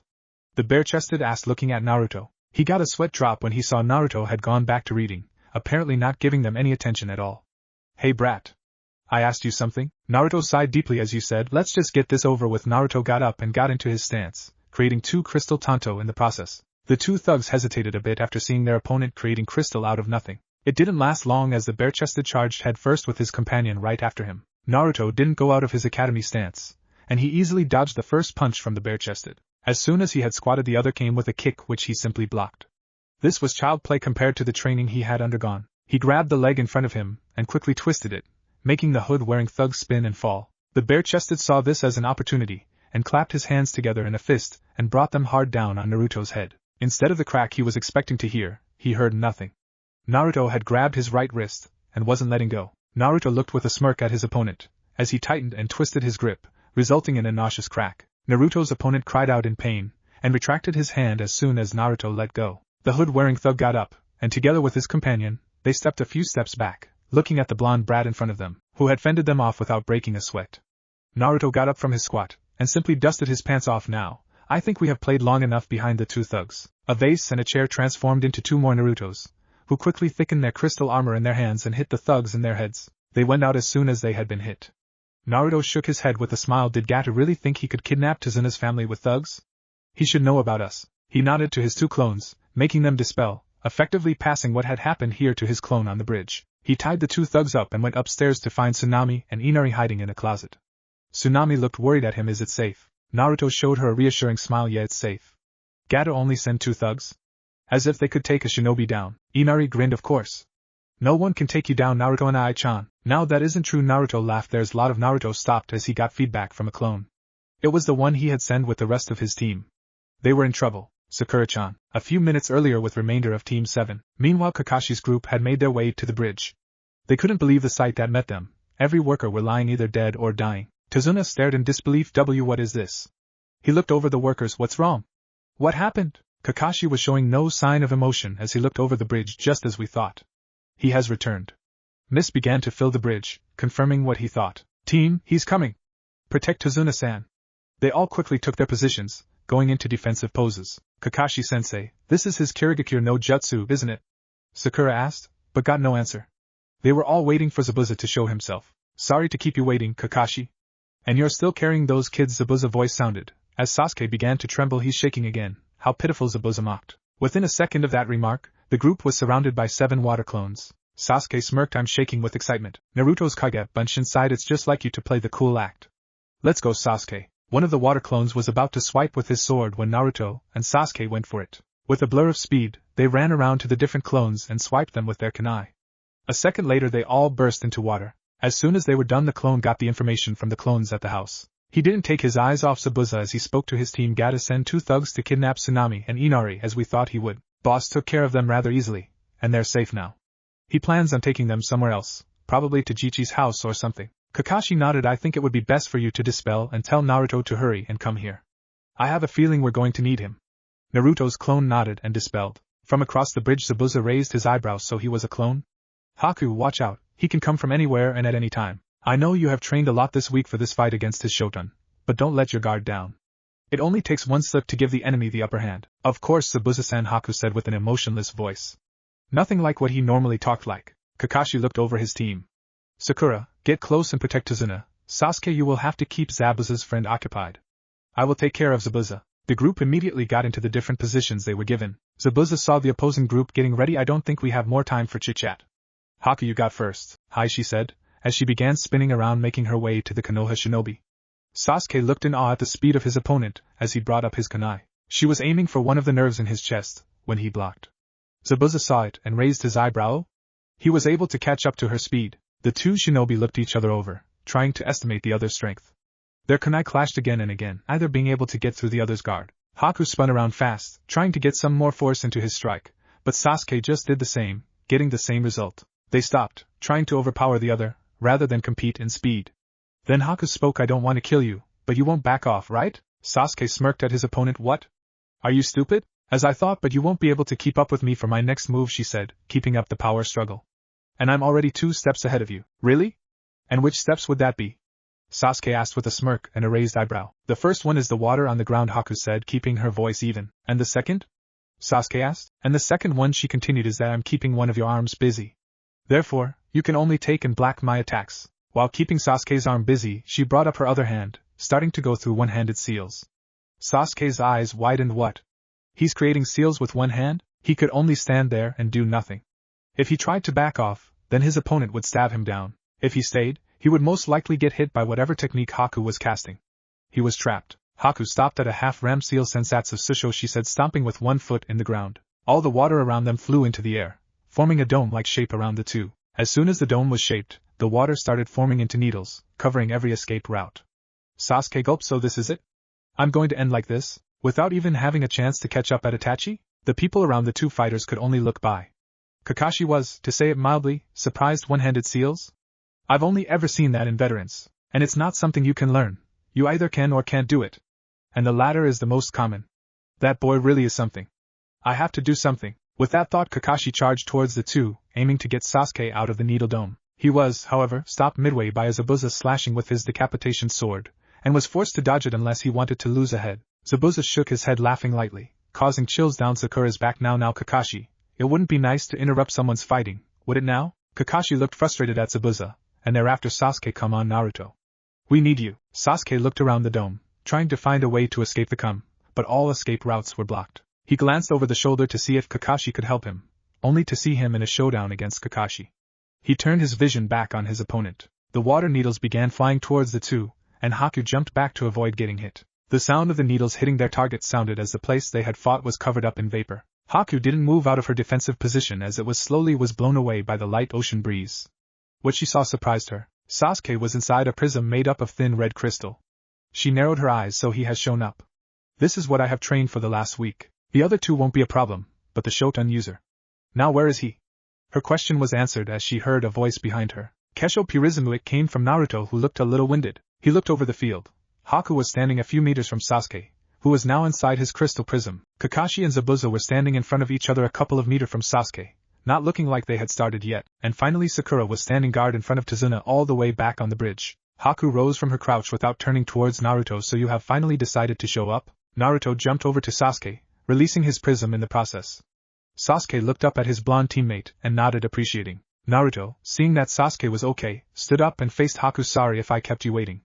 I had to take care of the thugs your boss hired to kidnap Tazuna's family. Did he really think he could kidnap them with thugs?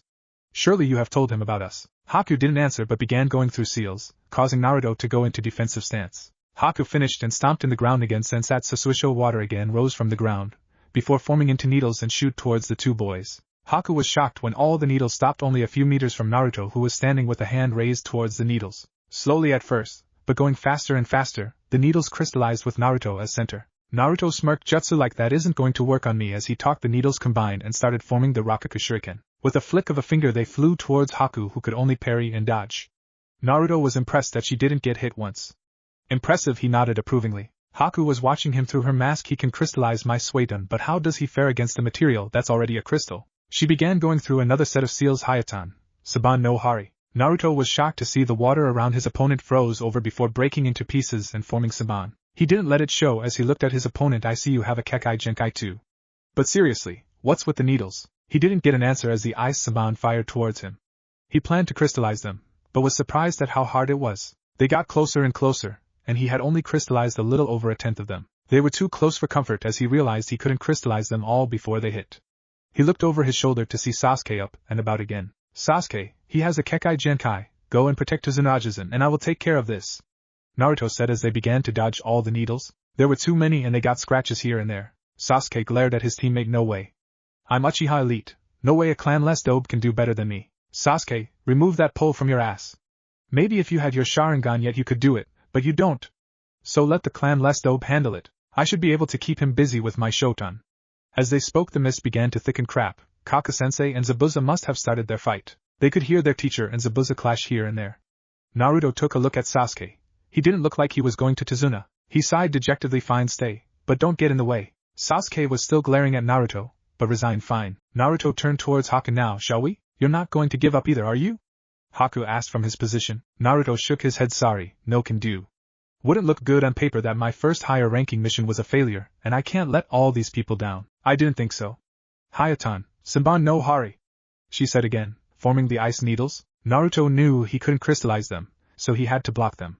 He quickly went through the right seals. Kesho, Rakugo Shuriken, Ranbu. The ice Saban and crystal Shuriken clashed midair, causing several hundred clangs to travel over the bridge. None of the two wanted to give in, and kept throwing projectiles at the other.